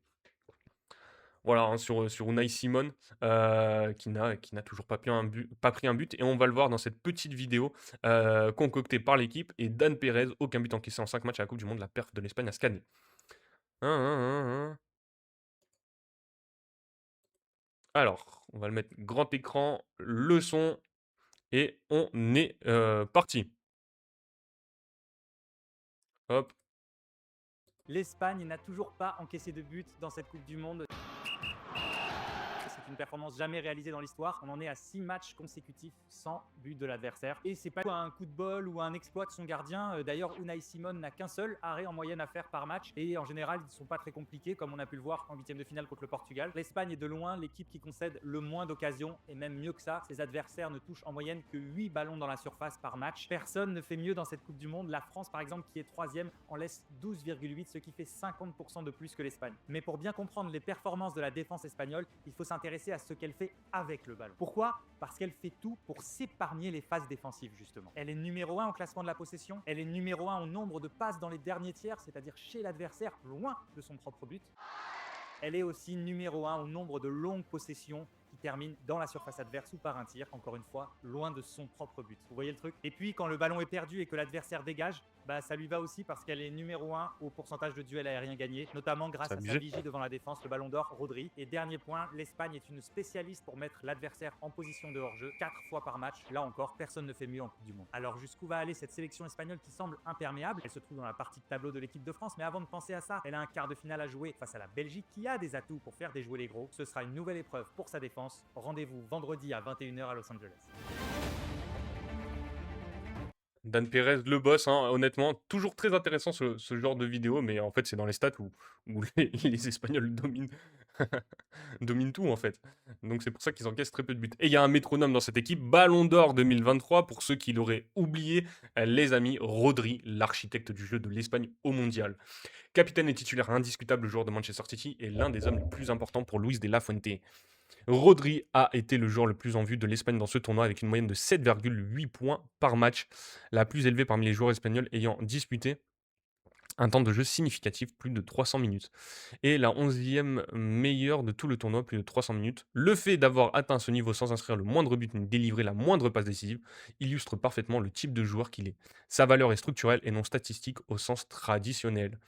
Face à la Belgique, un adversaire compact, physique et laissant peu d'espace, l'Espagne aura besoin de la meilleure version de son capitaine pour pouvoir déployer ce jeu si caractéristique qui plaît tant aux amateurs de football.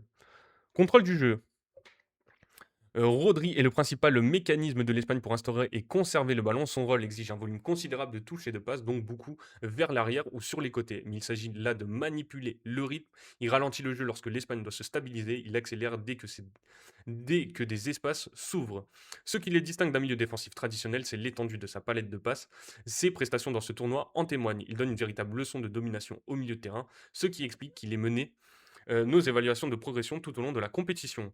Le but qui a offert la victoire à l'Espagne contre le Portugal en est l'illustration parfaite. Rodri a repéré Ferran, démarqué une fraction de seconde et en une touche lui a adressé une passe verticale à travers la ligne défensive adverse.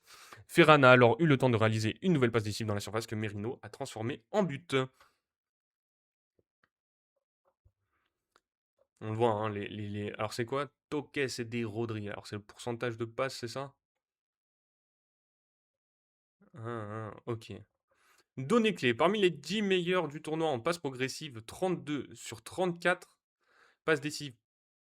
Alors, passe précise dans le dernier tiers du terrain, 44 sur 49. Et passe dans le dernier tiers, 137 sur 149. Le taux de réussite de 90% en passe progressive, 73% dans le dernier tiers, de passe dans le dernier tiers. Et 92% en passe dans le dernier tiers.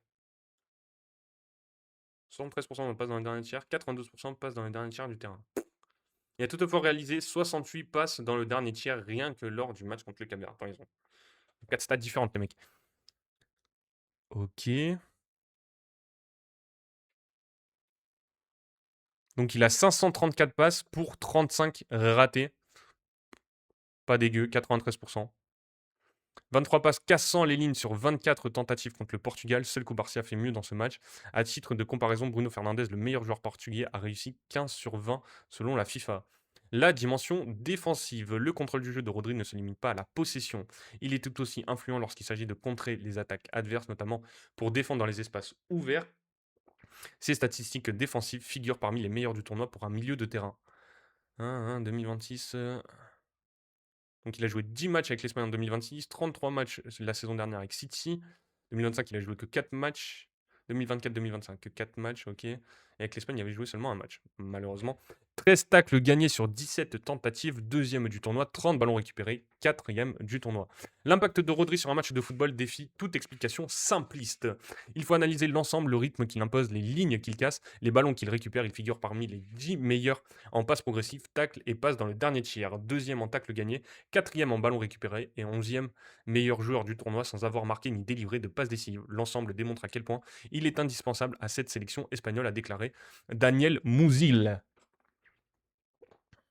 Donc voilà, hein, vraiment le leader, capitaine, métronome. On n'a plus les mots pour décrire quand même Rodri, hein. Bien aidé aussi quand même par Pedri. Pedri qui paraît, alors je vais pas dire ridicule, mais qui paraît quand même en deçà dans cette Coupe du Monde par rapport à ce qu'on connaît de lui, alors qu'il fait plutôt une Coupe du Monde très solide. On va parler de cette équipe belge, pardon. Tout le monde nous voit déjà éliminés. C'est les propos de Rudy Garcia avant Espagne-Belgique. La photo est magique, hein. Vraiment, je vais la mettre en miniature, hein, celle-là, pour le coup. Hop, là, on va faire un petit screen parce qu'elle est vraiment, elle est vraiment magnifique.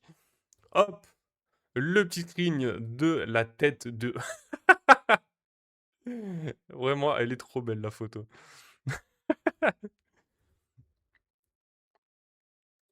Hop, ce sera pour après. Nouveau live du 10/07/2026. Ouais, ouais, on prépare notre Rudy Garcia. Magnifique, Rudy, magnifique. The GOAT. Alors, tout le monde nous voit déjà éliminés, a déploré jeudi le sélectionneur de la Belgique, Rudy Garcia, à la veille d'affronter l'Espagne en quart de finale du Mondial 2026 à Los Angeles. Ah, il y a le nom du photographe. Félicitations à Daniel Cole pour cette photo. Bien joué à toi, mon ami. On sait qu'on joue l'une des équipes favorites du tournoi, on connaît tous les joueurs individuellement, la force de cette équipe est collective depuis une vingtaine d'années. La nouveauté, c'est qu'ils sont plus solidaires qu'avant, ils n'ont pas encaissé de but, mais les statistiques sont faites pour être bousculées, a déclaré le technicien français de 62 ans en conférence de presse. On fera tout pour marquer, on veut exister, on ne veut pas seulement subir, sinon on sera éliminé, on est capable de marquer des buts. On est la deuxième attaque du mondial, la troisième avec 13 buts. Tout le monde nous voit déjà éliminés, mais on a des qualités à faire valoir. Garcia a expliqué que tous ses joueurs étaient disponibles, sauf Amadou Onana, gravement blessé à un genou en 8e face aux États-Unis, et le cas à part du défenseur Zeno de Bast, apte selon le staff médical de la section, mais pas pour son club du Sporting Portugal qui refuse qu'il entre en jeu, écrit la presse belge. L'ancien coach de Lyon, Lille, Dijon ou encore Marseille ou Naples a salué la qualité des joueurs du banc, ou de la Roma même, capable de renverser un match comme en 16e de finale face au Sénégal. Garcia a titularisé 18 joueurs différents depuis le début du tournoi, rendant sa formation imprévisible. On veut montrer qu'on mérite d'être en quart et qu'on peut aller plus loin, a-t-il ajouté, alors qu'un succès propulserait les Diables Rouges en demi-finale contre la France, comme en 2018. Défaite 1-0, ne l'oubliez pas. L'expérimenté attaquant Romelu Lukaku a lui parlé du quart comme d'une étape très importante. Je pense que nous avons les compétences et les talents nécessaires. On devra faire un match exemplaire si on veut aller plus loin, a-t-il prévenu avant de se frotter à la Roja. Honnêtement, hein, si la Belgique de Rudy Garcia élimine l'Espagne championne d'Europe, franchement, je mange mon chapeau. On va parler d'un joueur aussi dans cette équipe belge, c'est Hans Van Aken, le milieu plébiscité par les supporters, qui prend la place de De Bruyne dans le 11 belge. Alors ça, je suis pas sûr, par contre, pour le coup, de la place prise de De Bruyne. Hein. Il joue dans le double pivot avec Yuri Tillmans. C'est un article de Anna Caro pour Flashcore. Il aura fallu attendre 13 ans de carrière professionnelle et 33 printemps pour que Hans Van Aken dispute enfin ses premières minutes en Coupe du Monde de l'intérieur. Lundi soir à Seattle, le Brugeois inscrit son premier but dans la compétition et prit dans les faits le costume de meneur de jeu de Kevin De Bruyne. Un symbole pour un joueur longtemps resté à la porte de l'équipe nationale malgré son statut de meilleur joueur du championnat belge. Titulaire indiscutable au Club Bruges depuis une décennie où il porte le brassard, Hans Van Aken a longtemps été un marginal en équipe nationale. Sous Roberto Martinez, il n'aura eu droit qu'à quelques minutes contre la Finlande en l'Euro 2020 avant de rester cloué sur le banc lors du Mondial 2022 au Qatar malgré sa sélection. Roberto Martinez, encore une fois, hein, qui n'a pas senti le foot. Domenico Tedesco l'écartera ensuite purement et simplement. Lui aussi, hein, sent pas beaucoup le foot. Il aura fallu attendre l'arrivée de Rudy Garcia sur le banc belge pour que Van Aken redevienne un habitué du groupe sans que cela ne se traduise pour autant par une place de titulaire garantie. Il a encore débuté ce mondial 2026 sur le banc, preuve que la concurrence à son poste restait vive. Face à cette situation, il n'a jamais caché la frustration, mais accepte. On espère tous jouer le plus possible, c'est toujours le cas, mais ce n'est pas moi qui décide. J'ai un autre rôle qu'à Bruges. Je commence plus sur le banc alors que je joue toujours en club. Je dois prendre mes marques, expliquait-il à la veille du match de poule décisif contre la Nouvelle-Zélande, où il sera finalement aligné comme titulaire. Il ajoutait avoir reçu dès le début de la préparation une explication claire de son sélectionneur. Le sélectionneur m'a dit au début de la campagne ce qu'il attendait de moi. Il m'a dit que je serais important pour lui. Il a fait ça pour me donner un maximum de confiance. Donc, alors il a joué le dernier match de Van Aken. Alors ça, c'était des matchs, amicaux en tout cas.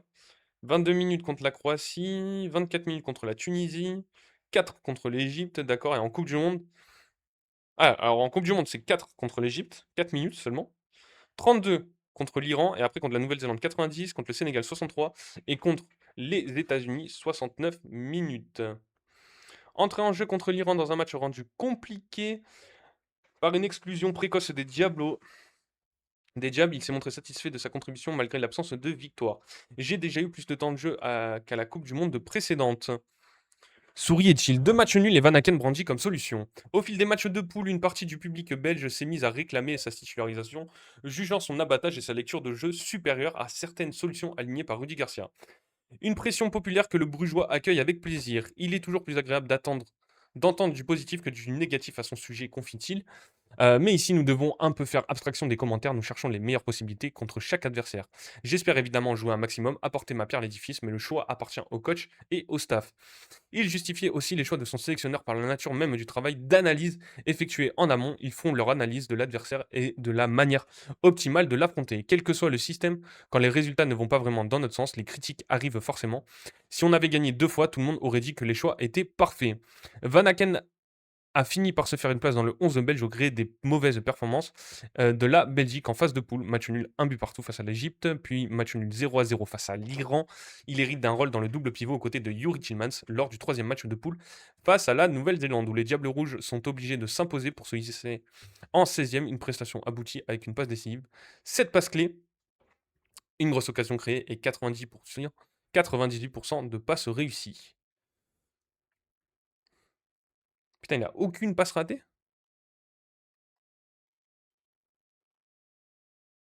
S'il en a une, incroyable. Le capitaine de Bruges gagne ainsi le droit à une nouvelle titularisation face au Sénégal en 16e de finale, mais se voit beaucoup plus limité dans son impact offensif, aucune passe clé, 0,7 expected assist, aucun tir, ce qui lui vaut d'être remplacé par Diego Moreira à l'heure de jeu. Retour à la case départ, ce rendement en demi-teinte a même conduit le sectionneur à le replacer sur le banc pour le 8e de finale face aux États-Unis, un choix qui semblait acter un retour au second plan pour le Limbourgeois, mais comme en phase de poule, Van Aken parvient à refaire son trou. L'art de se placer. Tout a basculé à la 21e minute lorsqu'Amadou Onana s'est écroulé, touché au genou droit et a dû céder sa place. Rudy Garcia a alors fait un choix qui a surpris.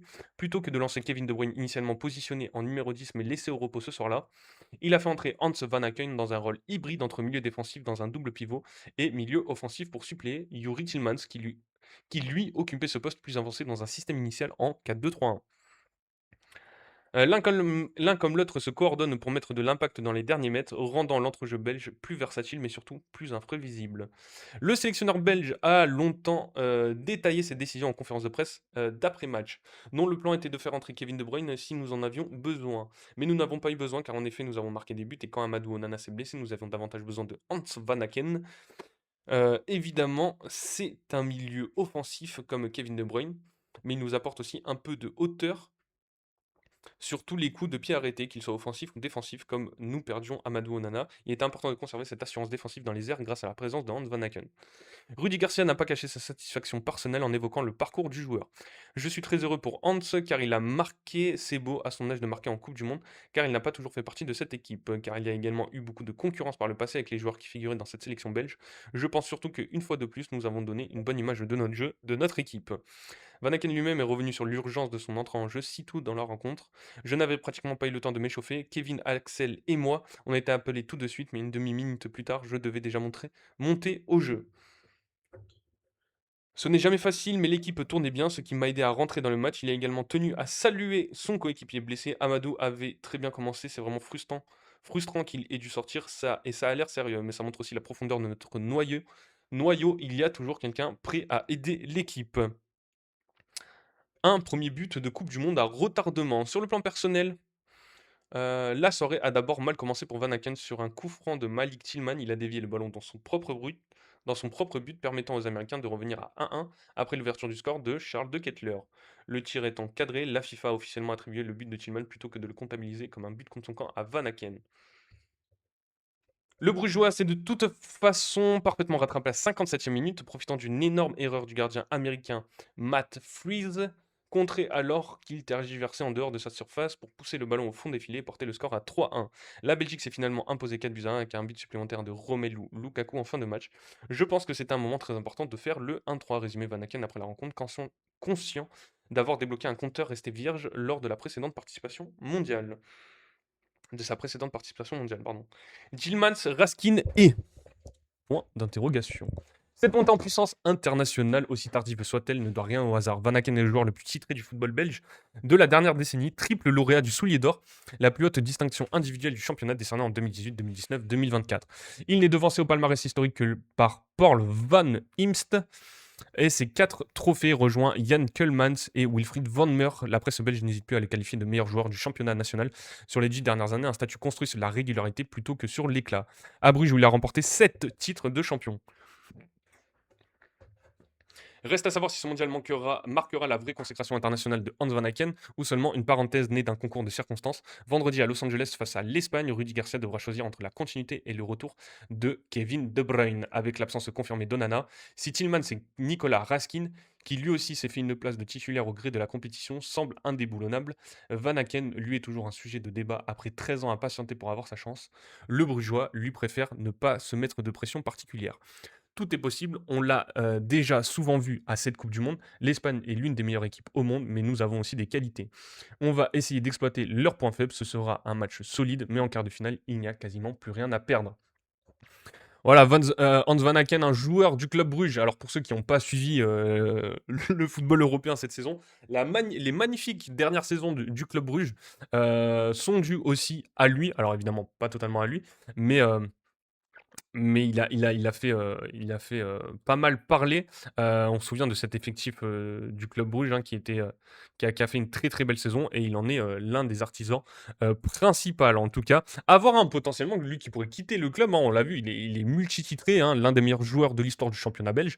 Alors, pour ce que ça représente évidemment, mais à voir si d'autres grands clubs, enfin des grands clubs européens, se positionnent pour potentiellement le faire signer. Wow.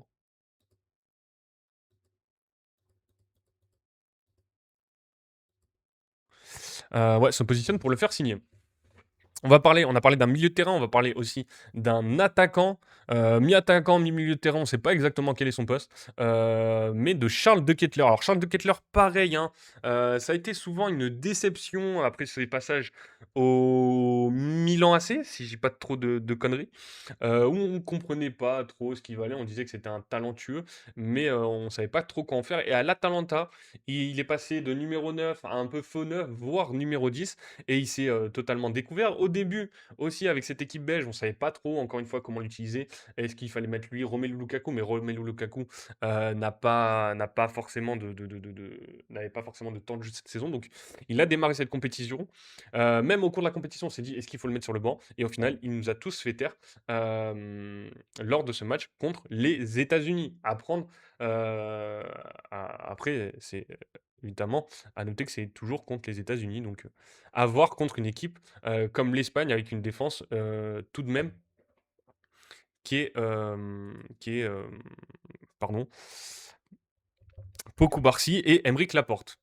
Il est en train de muscler son jeu. Comment l'ancien grand espoir de Charles De Ketelaere s'est réinventé pour devenir le facteur X de la Belgique à la Coupe du Monde. L'attaquant de la Belgique, Charles De Ketelaere, a inscrit ses 2 premiers buts en Coupe du Monde face aux États-Unis en 8e et compris qu'il devait penser autant à lui qu'à son équipe avant d'affronter l'Espagne en quart ce vendredi. Un article de Joël Dominguetti pour l'équipe. Charles De Ketelaere doit débuter son 5e match sur 6 aux États-Unis. Ce vendredi soir face à l'Espagne à 21h en quart de finale. L'attaquant belge a inscrit ses 2 premiers buts dans la compétition face à l'équipe états-unienne en 8e et a délivré une passe décisive à Hans Van Aken. Il n'a manqué que le deuxième match contre l'Iran, 0-0 le 21 juin, en délicatesse avec son genou droit, gonflé en raison d'une surcharge et opéré du ménisque le 12 février. Son meilleur match avec la Belgique, Dixit, l'attaquant de l'Atalanta Bergame, 25 ans, 7 buts, 5 passes décisives en club, toute compétition confondue cette saison. C'est pas énorme non plus, hein. Un déclic synonyme d'émancipation. Jusque-là, l'avant-centre longiligne promenait son élégance, améliorant la conservation du ballon dos au but, avec cette propension à délivrer des passes décisives plus que de valoriser son efficacité dans la surface adverse. Né dans une famille aisée à proximité du stade Jan Bredel à Bruges, le grand adolescent d'1,92 m qui alternait tennis et football dans ses jeunes années a débuté à 18 ans face au PSG en Ligue des Champions. Il a longtemps fait briller ses partenaires au Club Bruges, 3 titres de champion 2020, 2021, 2022 et 2 Supercoupes de Belgique en 2021 et 2022. Mais son transfert record pour l'AC Milan, 30 millions, était 2022, donc je ne me suis pas trompé. Trop grande maison pour lui avait brisé net son élan. Big Rom comme mentor. À Bergame, d'abord en prêt payant à l'été 2023, puis définitivement transféré un an plus tard, l'ancien entraîneur Gian Piero Gasperini a troqué le passeur en deuxième attaquant, sorte de 9,5 en recherche d'espace. Il lui a fait gagner en puissance, un management validé par un succès en finale de la Ligue Europa contre le Bayer Leverkusen 3-0 en mai 2024, le deuxième trophée historique du club après la Coupe d'Italie en 1963. Depuis, l'international belge, 34 sélections, 8 buts, tente toujours de rendre ses partenaires meilleurs dans une position avancée qu'il digère. Il a apprivoisé ce poste gourmand en pressing intense et a surtout écouté les conseils de son mentor Romelu Lukaku qui prend sa place en qualité de super sub. Big Rom lui demande d'occuper de manière plus constante les 5,50 m. Ses derniers gestes sont devenus plus agressifs, ses touches de balle plus restreintes. La réaction et la joie prononcée du grand timide sur son deuxième but face aux États-Unis attestent de ses progrès mentaux et tactiques. Il était déjà vacciné aux critiques sur son manque d'impact, notamment contre le Sénégal, 3-2 après prolongation en 16e de finale. Il prend désormais ses marques avec les Diables Rouges, salués par son sélectionneur Rudy Garcia, qui lui a maintenu sa confiance et qui nous expliquait début juin. Techniquement, Charles est un joueur très fort, il est puissant et va vite. Il se servait de sa vitesse, mais pas assez de son physique, jeu des têtes. Or, il a la panoplie d'un vrai neuf. Il est généreux, il demande dans le dos de la défense, il est capable de répéter les efforts. Il est en train de muscler son jeu, comme Robert.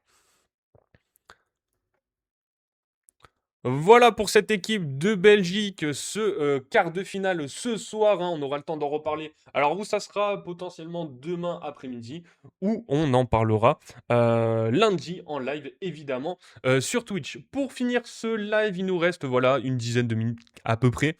On va parler juste du mercato d'été, évidemment, avec Fabrizio Romano si on a le temps. Mais déjà, du joueur norvégien de Leipzig, il me semble, Antonio Nusa, Tottenham Arsenal, prêt à se livrer. Bataille pour lui. C'est un article de Jason Pettygrove pour Flashcore.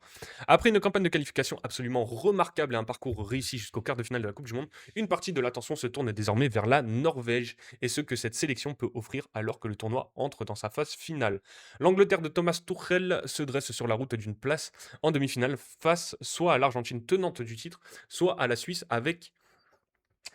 pardon. Avec Erling Haaland en pleine forme, Ståle Solbakken peut être confiant. La Norvège devrait offrir une belle prestation à Atlanta.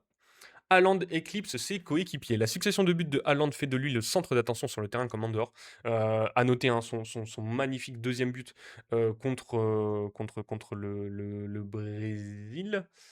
Non, pas contre le Brésil, c'était après. J'ai oublié. Putain, encore une fois, j'ai oublié, je suis vraiment neuneux. Merde. Ah. Contre qui ils ont gagné, c'est... Ouais, c'est contre le Brésil, voilà. Ouais, donc du coup, je dis des bêtises. Ouais, le deuxième but contre le Brésil, j'avais juste en fait.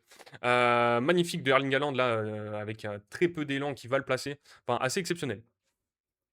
Au moment d'écrire ces lignes, il a inscrit plus de buts qu'il n'a disputé de matchs internationaux. 62 buts en 54 rencontres. Abusé. Une statistique tout simplement incroyable à notre époque.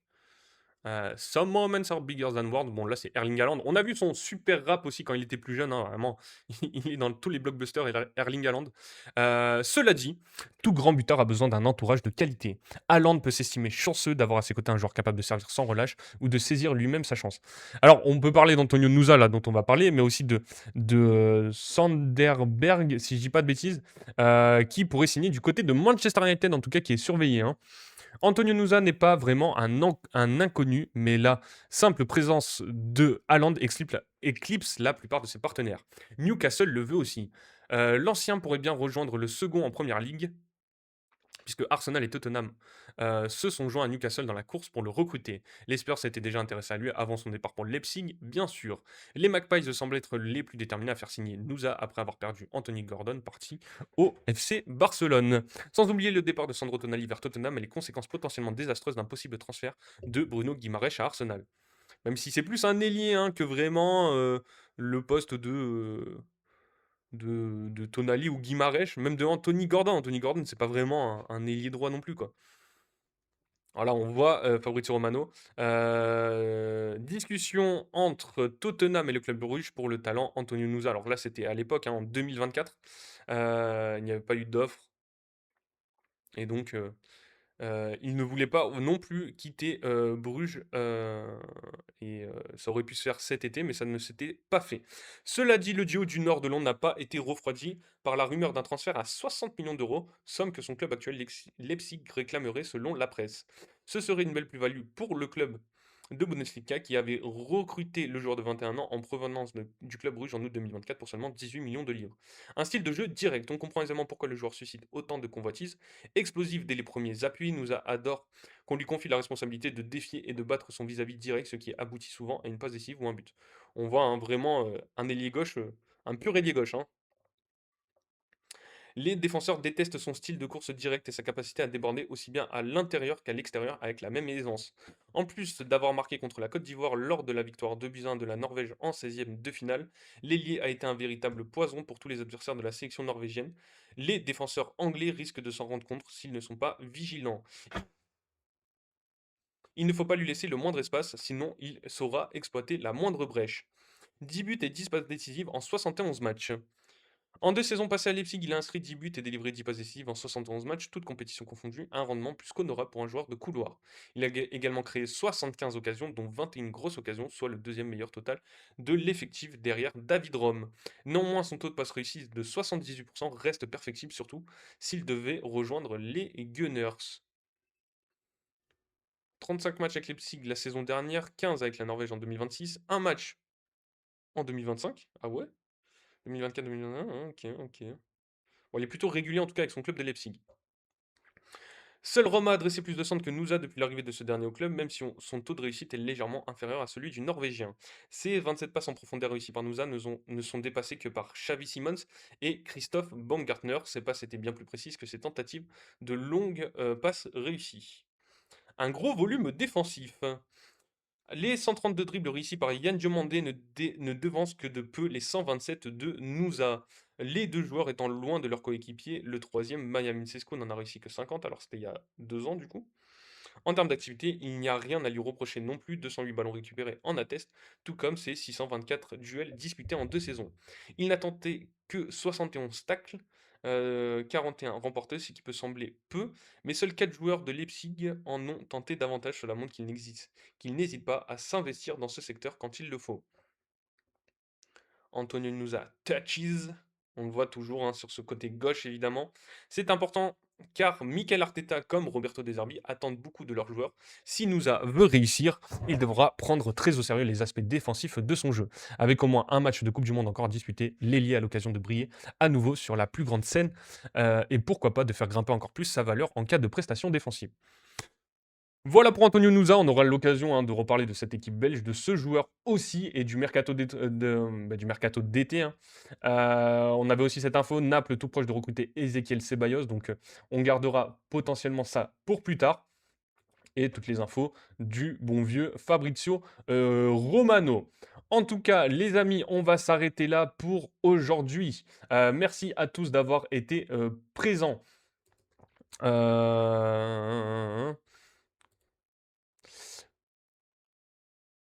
Oh, Dédé.